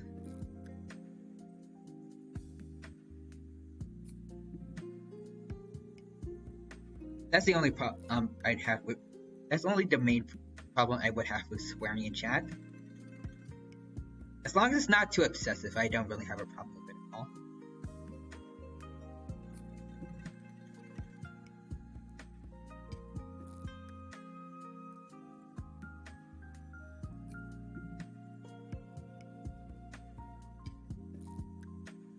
But yes.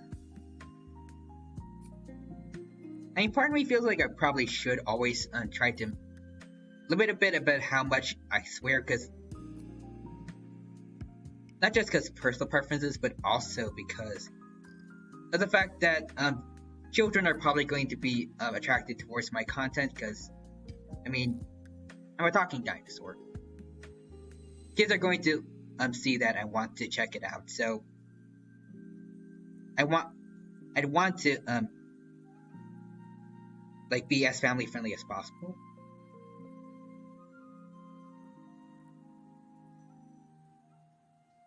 And plus, I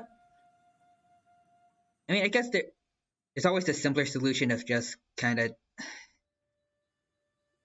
like just saying no, like telling kids that they shouldn't watch my content. But I would like to, if I do decide to do things like make like dino facts into actual videos, I don't want to force kids out of it.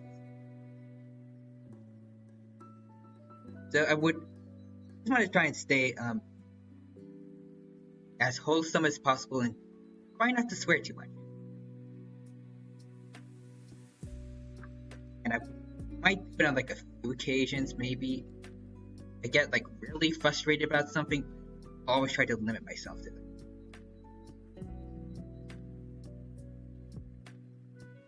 Unless the internet corrupts me and I decide to go a bit more, I guess, gremlin, degenerate kind of vibe later on. But for right now, I want to try to go more the family-friendly route. kind of trying to go for more comfy vibes.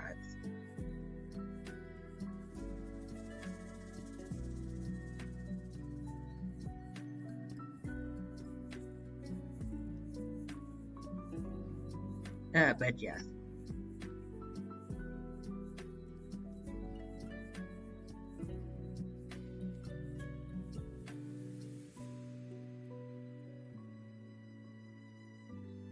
But as I was saying earlier about possibly turning my dino facts, well, it's making series similar to dino facts I done here into those.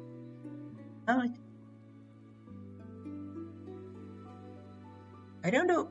I'm not sure entirely how I'd go about it.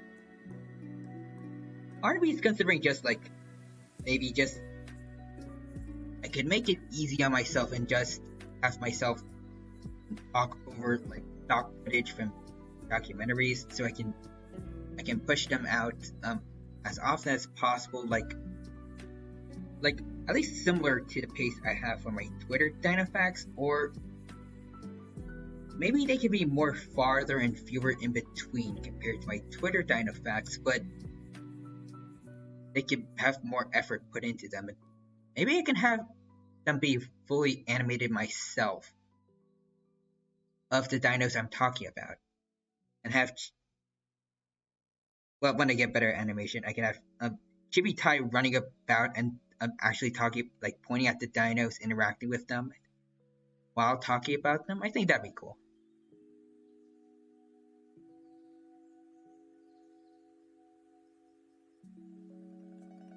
I feel like that'd be kind of big projects to do, though. I would hope they'd be fun. I mean, I do personally have quite a bit of fun researching dinos. I do for my dino facts.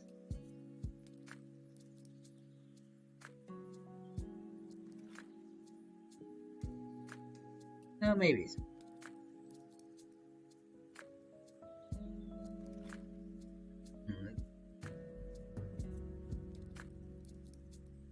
Now going back to my idea for doing an animated short or so about my lore, I guess then it would be kind of weird to do something that is going to go more the fantastical route.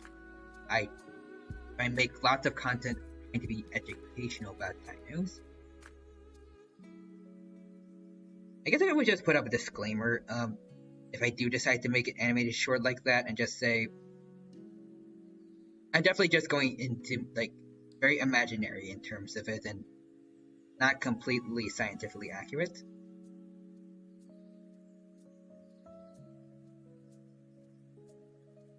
Yeah, sounds interesting. Oh, thank you. I'm pretty sure that was meant for the Dino Facts idea. Perhaps I would like to give it a try at some point. Though, especially with college, it'd be a long time before I can really get into that. And there's also me always wanting to do video editing and making clips, but also haven't been able to get around to that. I promised myself I'd do that during spring break, but I ended up forgetting. But hopefully when summer break comes around, which luckily for me, the college year ends at around I think May 5th. So I only have a little over a month to go before I can just kind of go wild with content creation. Or at least I'll have more time to do so. Of course, I need to also kind of balance between doing that as well as my adventures on Twitter, because the image edit adventures, they're really fun and I love doing them, but they also do take quite a bit of time for me to get through. At least I would hope all the guys. I do every now and then come across some, and I realize that for some reason I missed them, and either that or for some reason Twitter notifications didn't let them show up.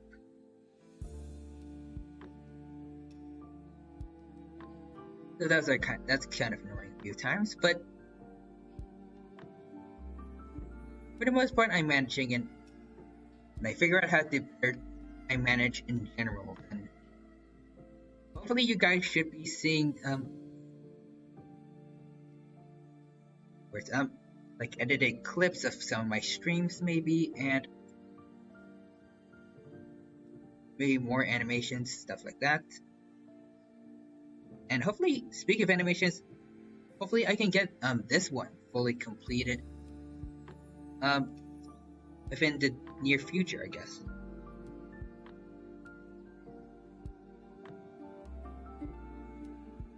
I mean, I will say I feel like I'm already doing quite a bit more better in terms of progress compared to when I was doing my loading screen.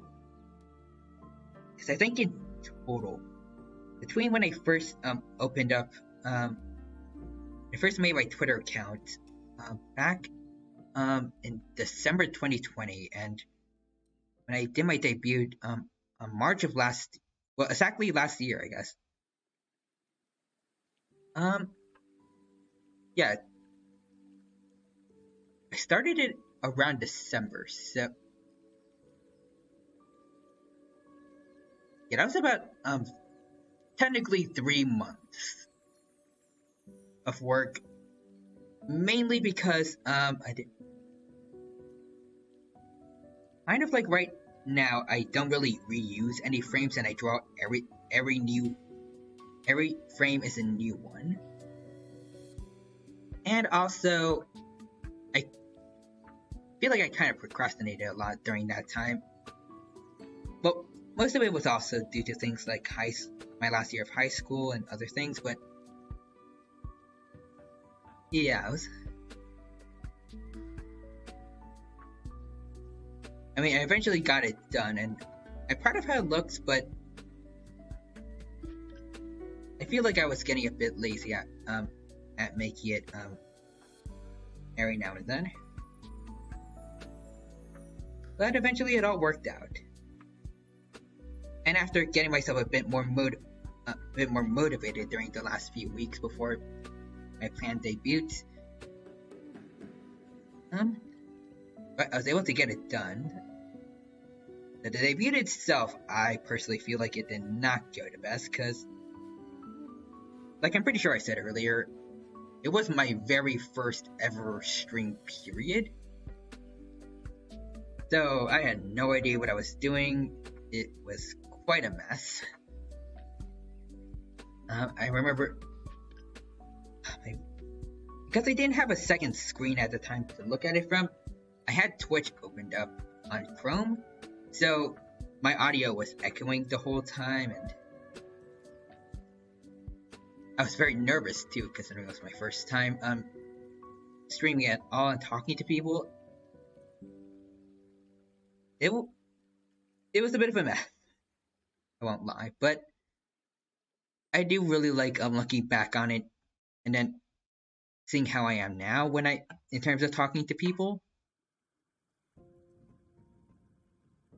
'Cause nowadays I feel like I've gone from just being too nervous to even let words out to now just trying to think of what else to say to keep the conversation going. Yeah.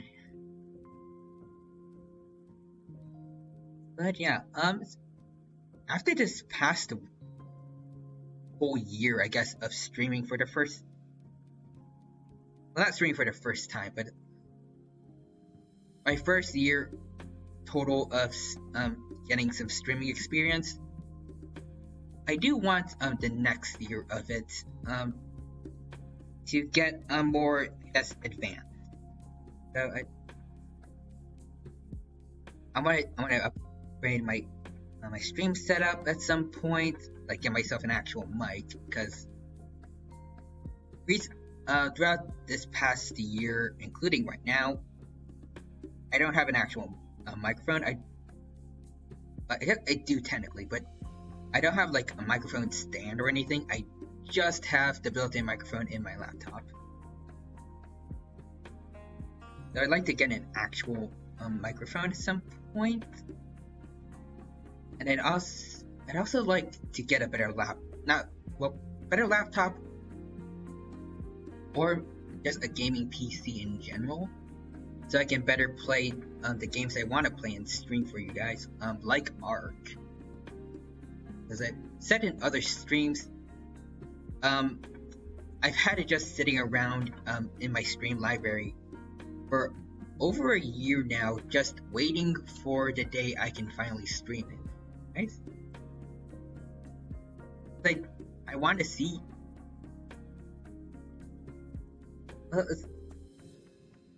I've heard that it's quite an interesting experience first time playing Ark Survival Evolved, and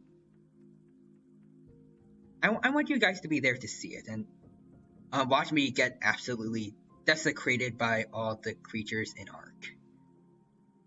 From what I've heard, it's probably going to be primarily by Troodons, Dilophosauruses, and Raptors during the first few days.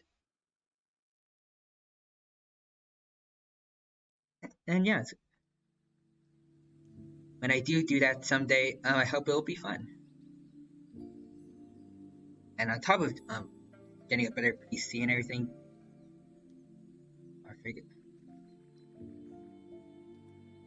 I'd also like to one day either make myself or commission someone to make a live 2D model, either of, I guess, the more fully grown looking version of me that you see on my Twitter profile pic, or possibly even a rigged version of Chippy Ty here, and I think that'd be nice too.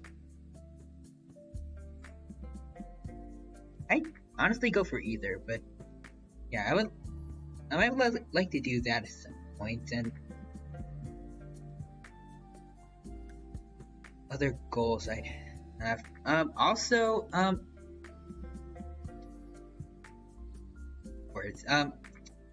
Prehistoric Kingdom. I remember in my first debut stream, one of my goals was to play Prehistoric Kingdom when it gets fully released, and that goal hasn't changed. Right now, I think it's still in what it's called. It's in early access. But when time does come and it's fully released out to the public, one day I will try to play it.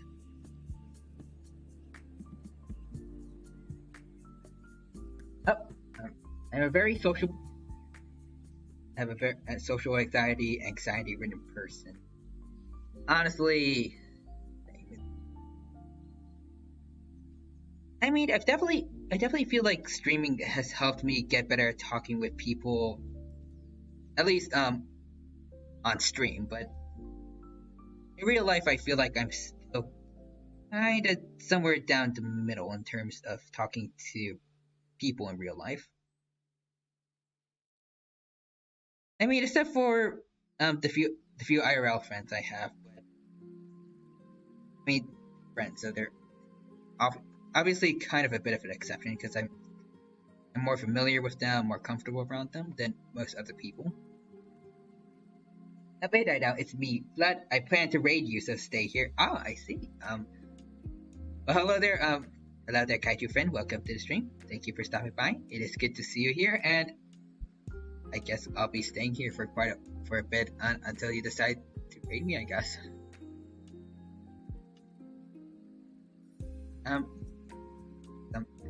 Thanks for stopping by. It is good to see you here, and I appreciate the support.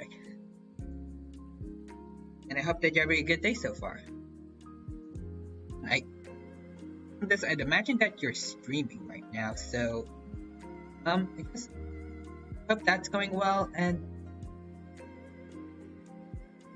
words again. I hope you had a good time with it, and yeah, when everyone stops by, then I guess we can all watch me attempt to animate a dino together. A model job, I only I only do 3D. Haven't done the commission before. I usually just do art for nice. Um, I technically also I thought also done image edits for other people for free. I mean, I feel like considering how easy it is for me, I feel like it'd be like how commonly I do it. I feel like it'd be wrong to ever really charge someone for doing a video or like an image edit.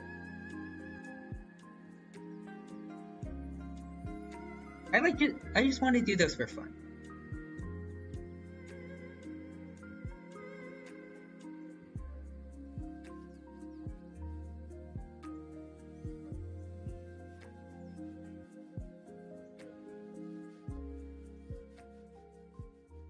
Alright.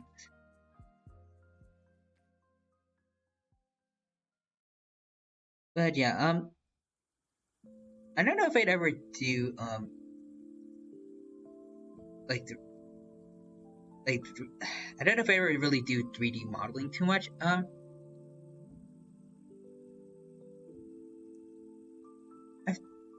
I did make my Vroid model all by myself, but I haven't really touched it much in quite a bit. I don't honestly really don't remember the last time I actually used my Vroid model. Like, I really feel like I much prefer having chibi tie. Honestly, I have been constantly wanting to kind of update and change up my Vroid model and see what I can do with it, but I don't know. Every now and then, whenever I do try to do that, I kind of end up losing motivation for that in particular kind of quickly. And yes.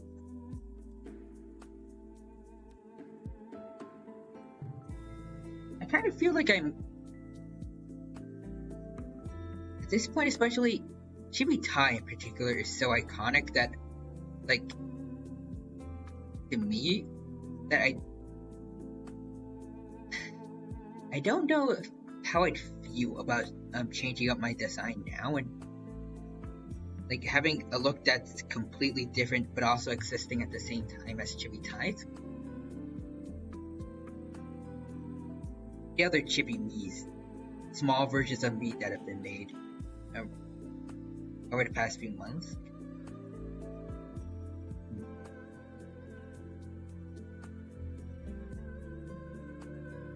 I guess if I ever do decide to fully go through with it and make myself a new model, well, a new design, I wouldn't dare stray too far away from it, like my general body shape of like a young male person, brown hair, kind of Todoroki / Zuko based hairstyles. But I think my clothes in particular I might want to change, except maybe the T-Rex hoodie.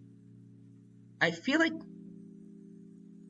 a T-Rex hoodie, especially with the big mouth in the center, I feel like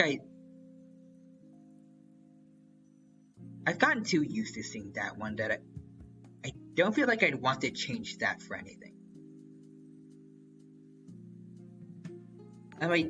I did once make. Oh, hello there, Last Blood Hunter. There's the raid.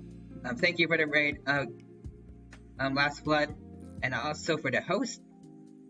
I appreciate the support, and also everyone from Last Blood's stream. Welcome, raiders. Hope you're having a good day today.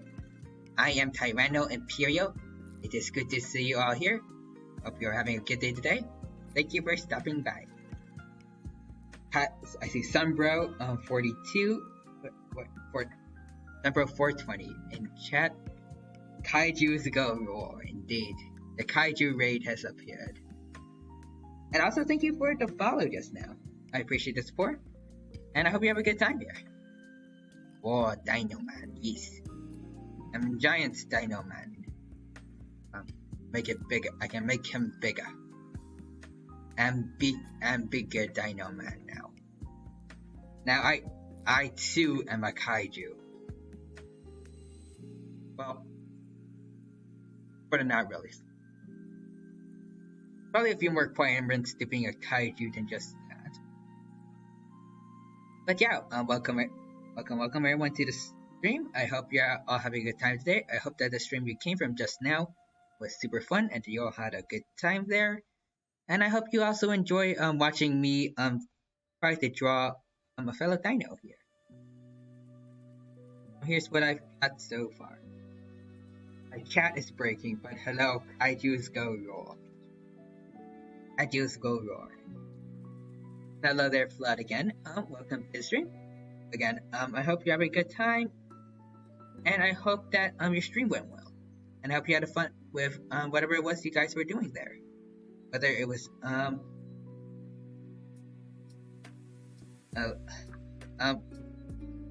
or you guys were playing a game, or maybe just chatting, any of that stuff. Whatever it was, I hope you had a good time. Finally it worked. Then we were doing some artwork. Ooh. Well, I hope I'll check out the VOD if you do those, and I'd like to see what you guys were working on it. And you guys can also tell me now if you wish. Is kaiju a dino? Important questions. I am normal dino actually. I would like to have like a kaiju dino form. I'm not sure. I will say though, I am particularly a pretty big Godzilla fan, so maybe I'd at least like to see maybe art of me, I guess, cosplaying as Godzilla, or like having a Godzilla themed hoodie instead of my T-Rex one.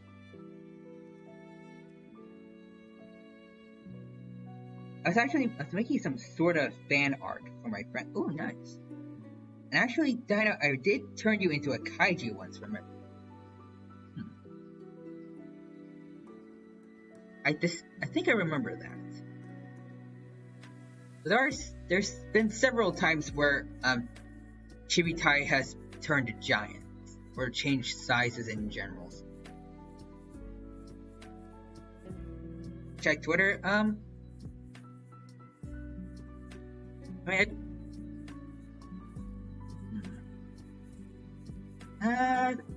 Okay, I'll do one quick search on Twitter, but I don't want to take too much time away from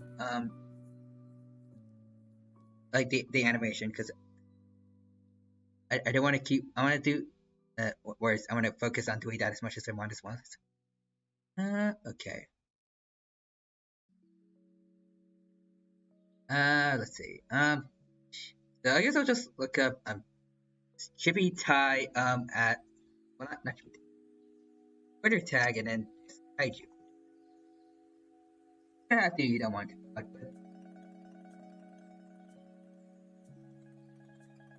oh, I did. I saw one of. Oh, I see an image edit I made of turning a sloth into a kaiju.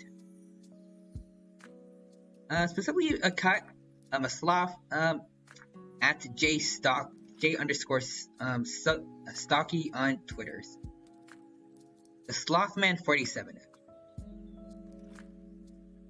I believe he's also a paleo nerd like me on Twitter.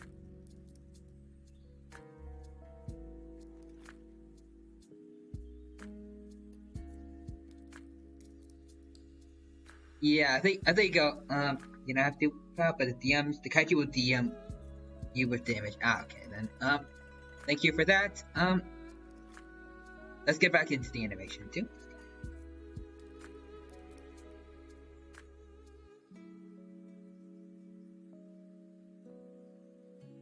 Alright, now let's quickly do the arms. Nice.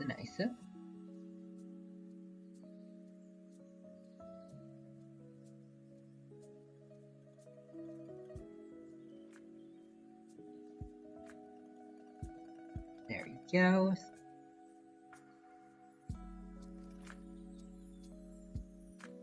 Yep, hold on. The kaiju has DMD with the image. Oh, hold on. Let me see it. Oh, right. Oh yeah, I remember. I'm sad when you. I thought that was actually. I actually thought that this was supposed to be a version of you in a chibi form. But yeah, hold on. So, are you okay with me showing it on stream? Um, if you aren't comfortable with it, I won't show it. It was, but still.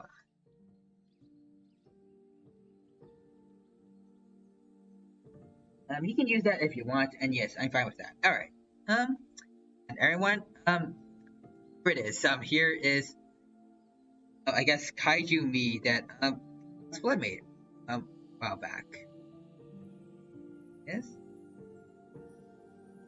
And I will say, I especially love kind of like the spikes on my tail now.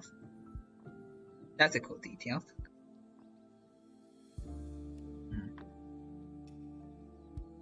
I now would like to draw myself as a kaiju too at some point.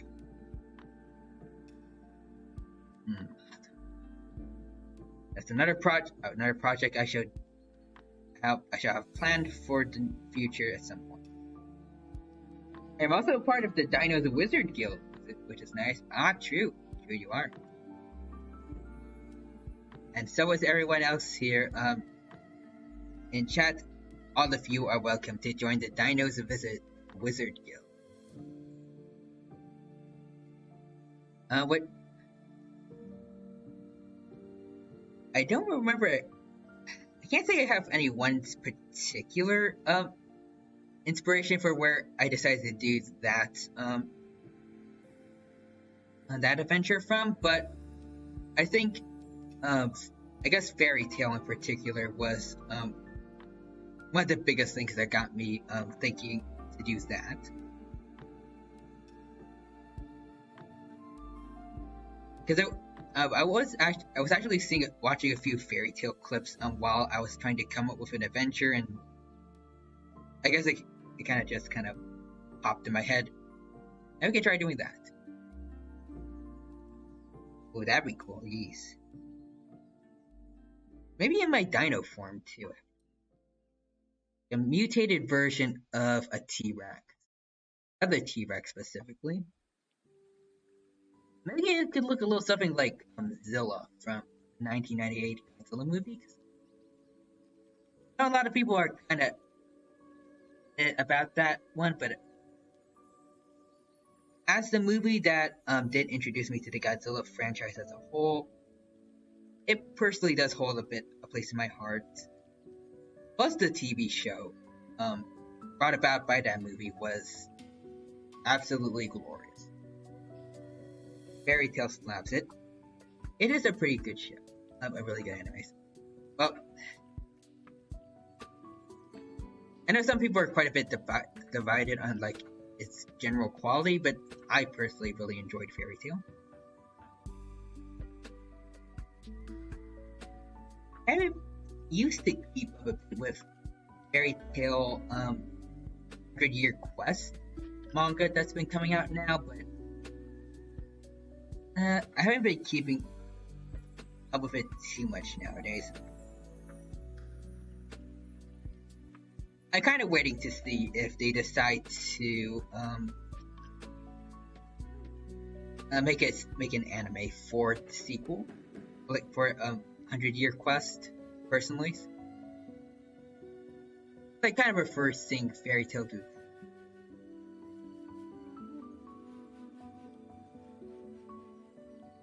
But we'll see. I always know that a lot of people wanted like a Fairy Tail next generation kind of sequel series going, but I don't know if the creators ever confirmed he would do that. I know he made fan art of, I think, Natsu and Lucy's child next to Gray and Juvia's. Whether or not they'll actually become canon, though, is it's probably to be decided in the future.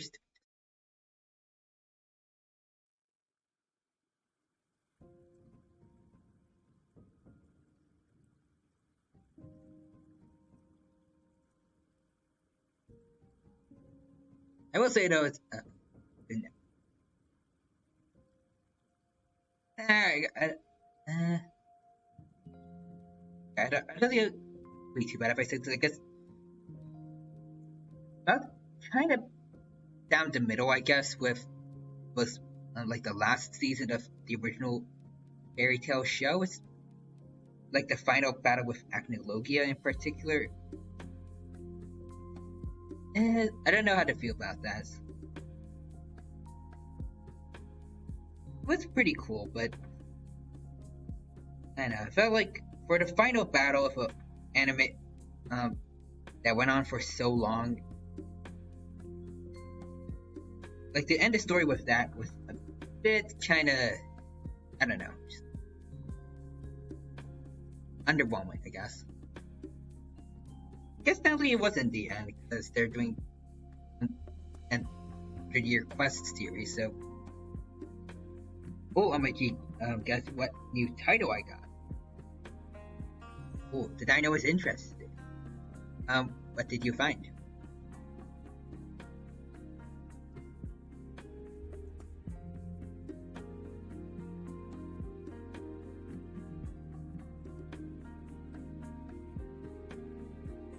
If it, I forgot what I was gonna say just now.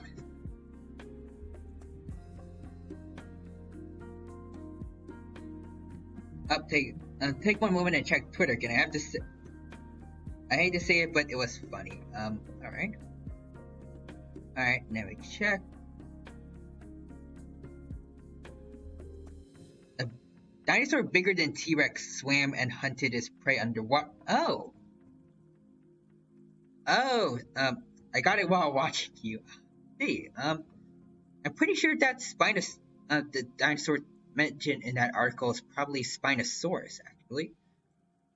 Though I will say this actually. T-Rex is still the largest dinosaur theropod we know by size. Well, not by mass.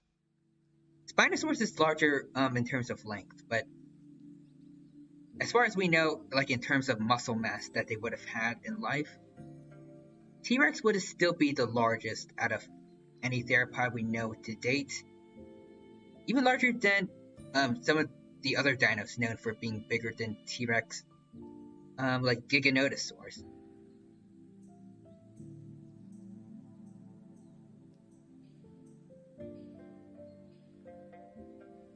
But that may just be the T-Rex fan in me talking.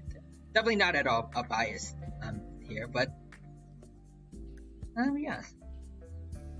And indeed, it did mainly swim and hunt in waters. I actually talked quite a bit about it earlier this stream, mainly because a recent paper came about talking about Spinosaurus. Within the past few days, I haven't had the time to read up on it exactly, but I am interested to see what people might have discovered about probably everyone's favorite aquatic dino friend. Because, I mean, especially when it's Spinosaurus, it's gonna be usually something pretty. Messages. Oh, I gotta go walk the dog. Oh, Dino, I see you, my friend. Have fun. Okay. But I hope you and the doggo both have a good walk. Thank you again for stopping by and for the raid. And I hope to talk to you again later at some point. Bye bye. Have a good rest of your day. Take care. And I forgot what else I would say. Farewell. All right. Hey, bye bye. All right. But I do also want to talk about a bit more about Spinosaurus too. Now while we're doing the animation, I guess some people might not have been here when I first said it. So I guess I can repeat some of the stuff I said earlier about Spinosaurus. So when we first discovered it, before other Spinosaurs were discovered, like Baryonyx, Suchomimus, we only really had things like the sail. So reconstructions of it, aka drawings of what we thought it looked like, were pretty much just T-Rexes with sails on their back. They're just given the standard kind of theropod look at the time. But when we discovered other Spinosaurids and we had a better idea of what its head probably looked like,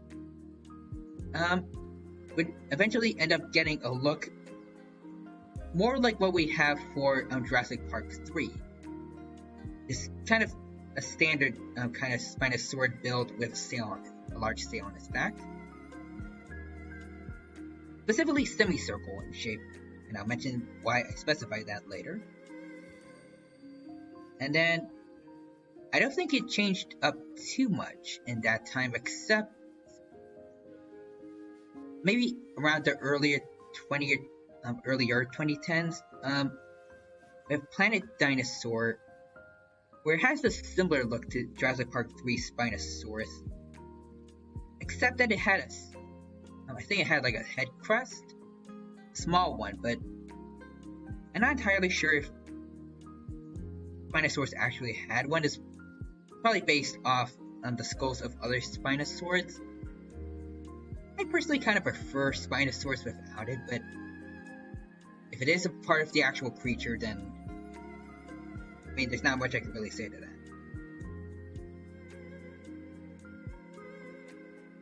that. But yeah, and then 2014 was probably one of the wildest years. Well, 2014 came probably one of the wildest theories for Spinosaurus in a good while. The idea that it would have been quadrupedal and walked around on its knuckles, because it was thought to be too front heavy, that it wouldn't be able to walk around on just its two legs. Though most argue that if that were the case, then it would also be too front heavy for its arms, because we had also found Spinosaurus arms around that time, I think, or maybe later, I'm not sure, but basically found Spinosaurus arms, and if it was too front heavy to walk around without legs, then we'd know that also it would have been too front heavy for those kinds of arms to really support it, by like walking around even on its knuckles like a gorilla. They just weren't really built for that. And now the more believed theory is that in order to be able to balance well, it would have just had really short legs, so it's closer to the ground. I personally did not really like that look starting out, but it's kind of grown on me. I've gotten accustomed to the look, and when you also consider the sail, especially most paleo art, comparing it to T-Rex in size, it's another large theropod. It still has the feel of a giant theropod, even if its height has kind of been cut. Its actual height has been cut in probably like half than what we originally thought. And speaking of the sail, nowadays Spinosaurus is often depicted, at least in paleo art, with its sail having kind of like a small dip, which we got based on some fossil pictures of the original fossils, which were unfortunately destroyed back during a bombing in World War II. But yeah, I actually kind of prefer it having a small dip in its sail as opposed to having the kind of perfect semicircle kind of sail that it does have in like Jurassic Park 3 and some of the like other general dinosaur media. I just feel like it looks more natural than like having a near perfect semicircle on your back.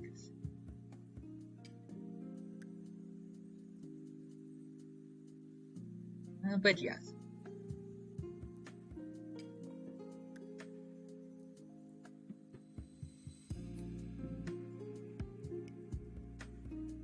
And then came the discovery in 2020 when it was discovered to have a paddle-like tail. I know a lot of people were kind of up in the air about that one, but I personally didn't have any problems with it. Changed Spinosaurus, and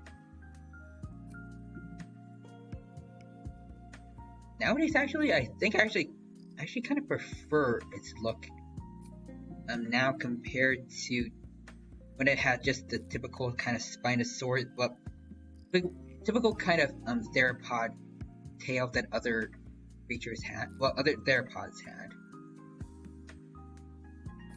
Like I said earlier, like way earlier in stream, it kind of helps give it another unique charm that it has that other theropods don't. Except it already has quite a few of those. But I mean, the more the merrier, right? And at least I think it's got quite a lot to it that's making it unique from every other theropod, but one theropod in particular, another Spinosaurid, named Oxalila, is believed to be a very close relative of Spinosaurus from South America, who is believed to have looked quite a bit like Spino. More so than other Spinosaurs even. Though there's probably a few things it would have had that made it different from Spinosaurus itself in life. But as far as we know, they're quite similar, and some have argued that they should actually be part of the same species, same genus, with Oxalila should be being classified as a new species of Spinosaurus. I personally like seeing them be their own unique creatures. Classified as their own unique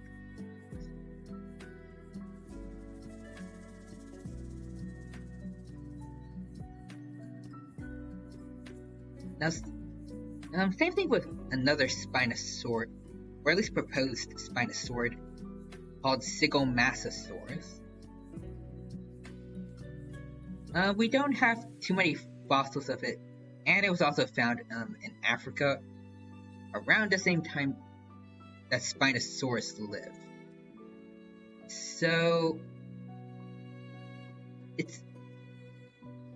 its validity as its own unique Spinosaurid is pretty hotly debated, and people are just saying it's just another specimen of Spinosaurus aegypticus, the species that most of us are familiar with. But there are still people clinging to hope that it is its own unique Spinosaurid. Myself included, because I guess for one thing, Sigomasasaurus is just a really cool name. I don't want it to end up in the world of nomen dubium, which is what we call the names of dinos that are, well, animals in general that are no longer their own unique species. Well, that's not the best way to describe it, really, but I guess that's kind of a way to kind of dumb it down.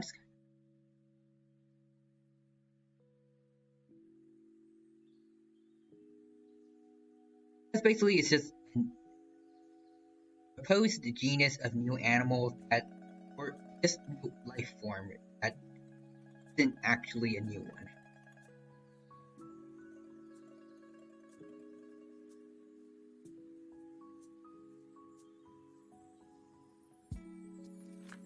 But I mean, I, with paleontology, you can't always know for sure, so it's really um, it's really more of a coin toss whether or not it's real or not. But I would like to hope that in due time we'll find proof it is its own creatures.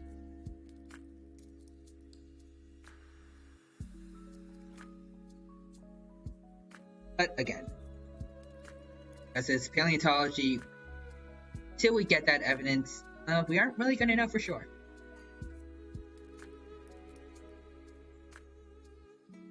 That's kind of I guess, kind of the magic to paleontologies.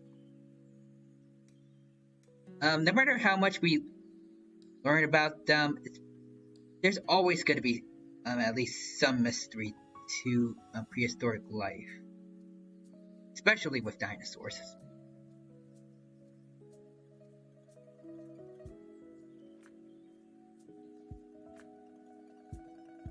Also, speaking of dinosaurs, there have been a few genuine attempts to bring dinos to life. Particularly the first, my first idea of it was Jack Horner doing this project called the Chickenosaurus, I think, where like they're genetically trying to turn chickens back into dinosaurs.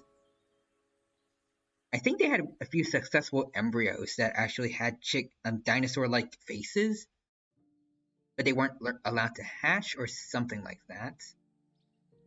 And also, I think they've also tried to give chickens artificial tails and see if they would start walking around like dinosaurs did.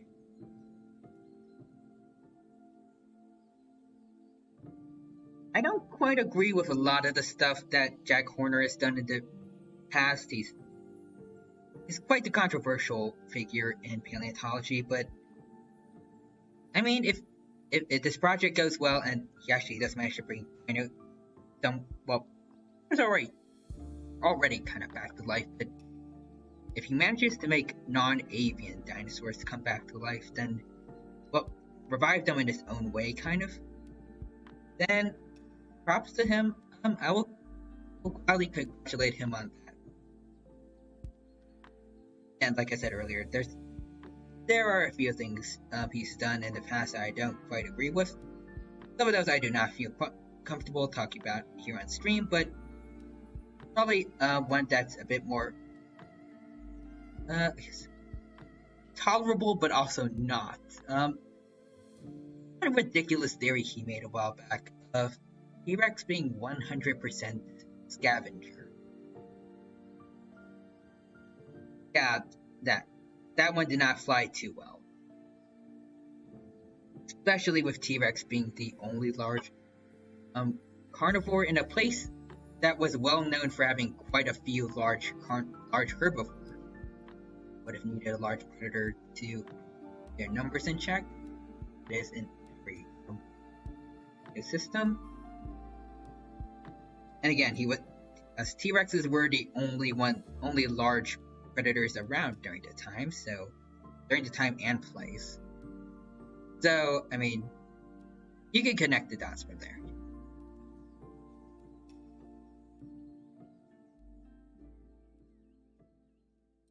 Plus, I'm pretty sure we've also even gotten fossils of T-Rex bones being embedded inside the bones of other dinosaurs, and they had healing over them, which means that the T-Rex at the time had attacked a living creature, particularly a Mosasaurus.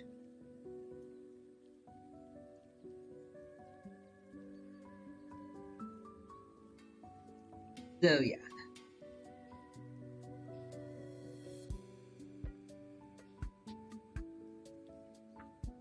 I do remember going back further into his T-Rex scavenger hypothesis.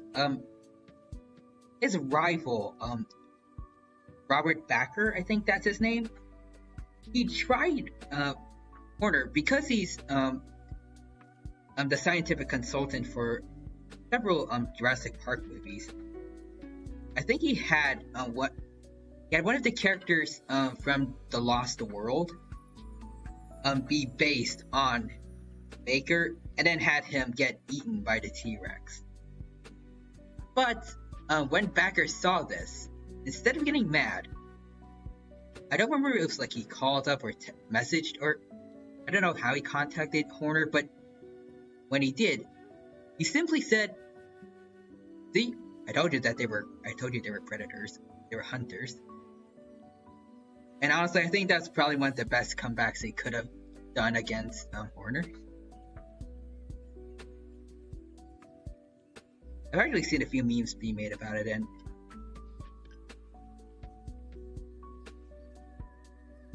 I don't know what else there is to say about that, but I think it's a pretty funny moment in paleontology that is still pretty memorable to me.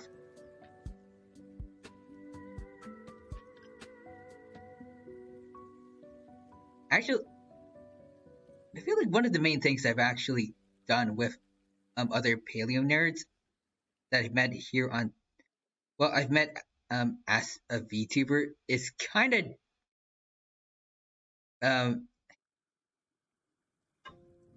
of making fun of some of Jack Horner's older ideas. Like, I remember when I first started really talking to Ceratosaurus.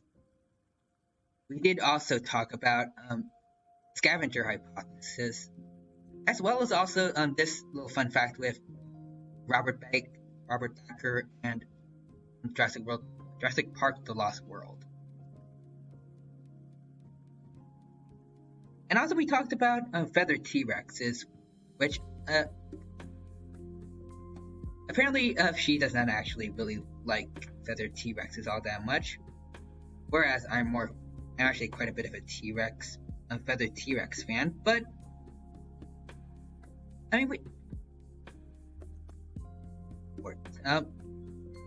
it wasn't like any like a heated debate at all. I just said, yeah, I know it's not exactly scientifically accurate anymore, but I just kind of like the aesthetic, and it ended rather smoothly, as opposed to some of the other paleontological debates that I probably do happen on Twitter. And I'm glad for that. I do also remember another feathered T-Rex VTuber, Red Claw Draws, actually came in, and he was jokingly like upset about, like, do you have a problem with feathered T-Rexes? And that was nice. And also, like I mentioned a bit earlier, when I was that on Saturday I had kind of a collab with Diana Tyrano, and also Orver Odds, and Sorry, the dino, who's a Stegosaurus. We did also make a few jokes about Jack Horner there, and yeah, I don't want to go further into that because we did talk about some of the more extra messed up stuff Jack Horner's done. I don't want to mention that.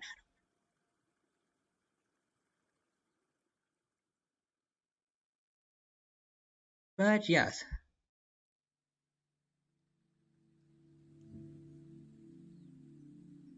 But again, I will say though, in spite of all the jokes that I make, Jack Horner has done quite a bit for paleontology over the years. Like, for instance, the fact that he discovered Maiasaura. And that's why the idea of dinosaurs being good starts to really kind of show up in lots of media, and also just paleontology in general. And also many of the dinosaurs he's discovered over his years, but it's just, I don't know. He's a mixed bag, I guess, in terms of paleontologies.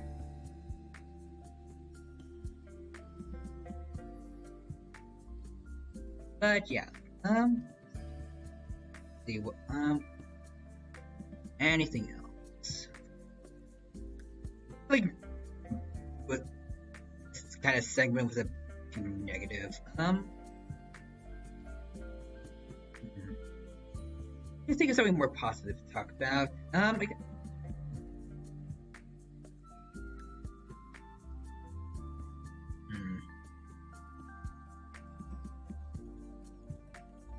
Yeah, who knows? I guess I want to try to go back to Spinosaurus. The Spino. They do like some of the many joke kind of interpretations of Spino that have come about over the years as a result of Spinosaurus constantly changing his look. Like the elephant seal, Spinosaurus that I've seen quite a bit. I always kind of liked how goofy that one is. It's kind of going based off the idea that because we can't really know for sure what the flesh and muscle on top of the dinos actually looked like, kind of like how penguins and other creatures, skeletons completely different from how they themselves look, and that's how the idea for that Spinosaurus came out to be. I thought that was kind of funny. Same thing actually with other things for like a sauropod and also T-Rex. Plus they did, another person did something for like that for T-Rex, but based on it being extra feathery than we would have thought.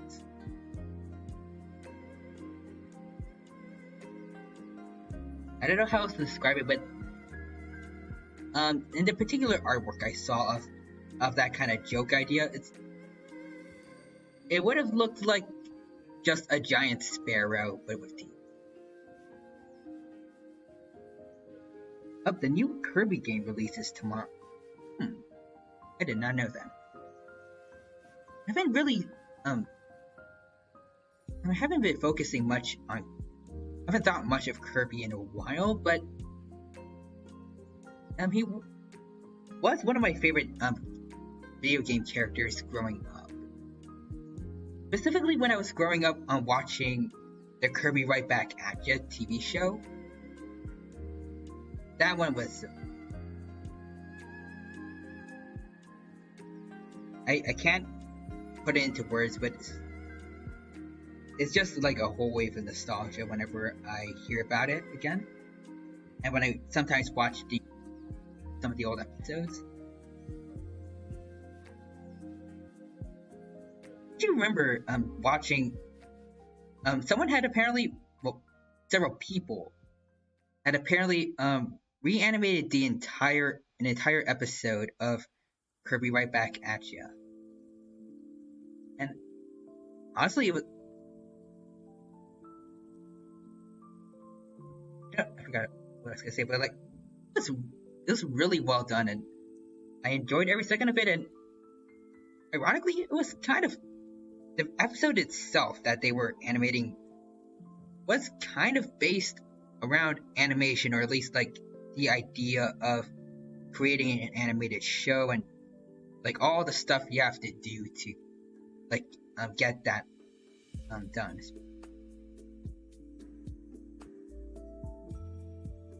That one was strange. Like the Kirby Right Back At Ya TV show, or the reanimation, because like either of them, I guess they are a bit wacky, but regardless, both of them I quite enjoy a lot. Kind of I guess the goofiness in general is kind of what draws me to them.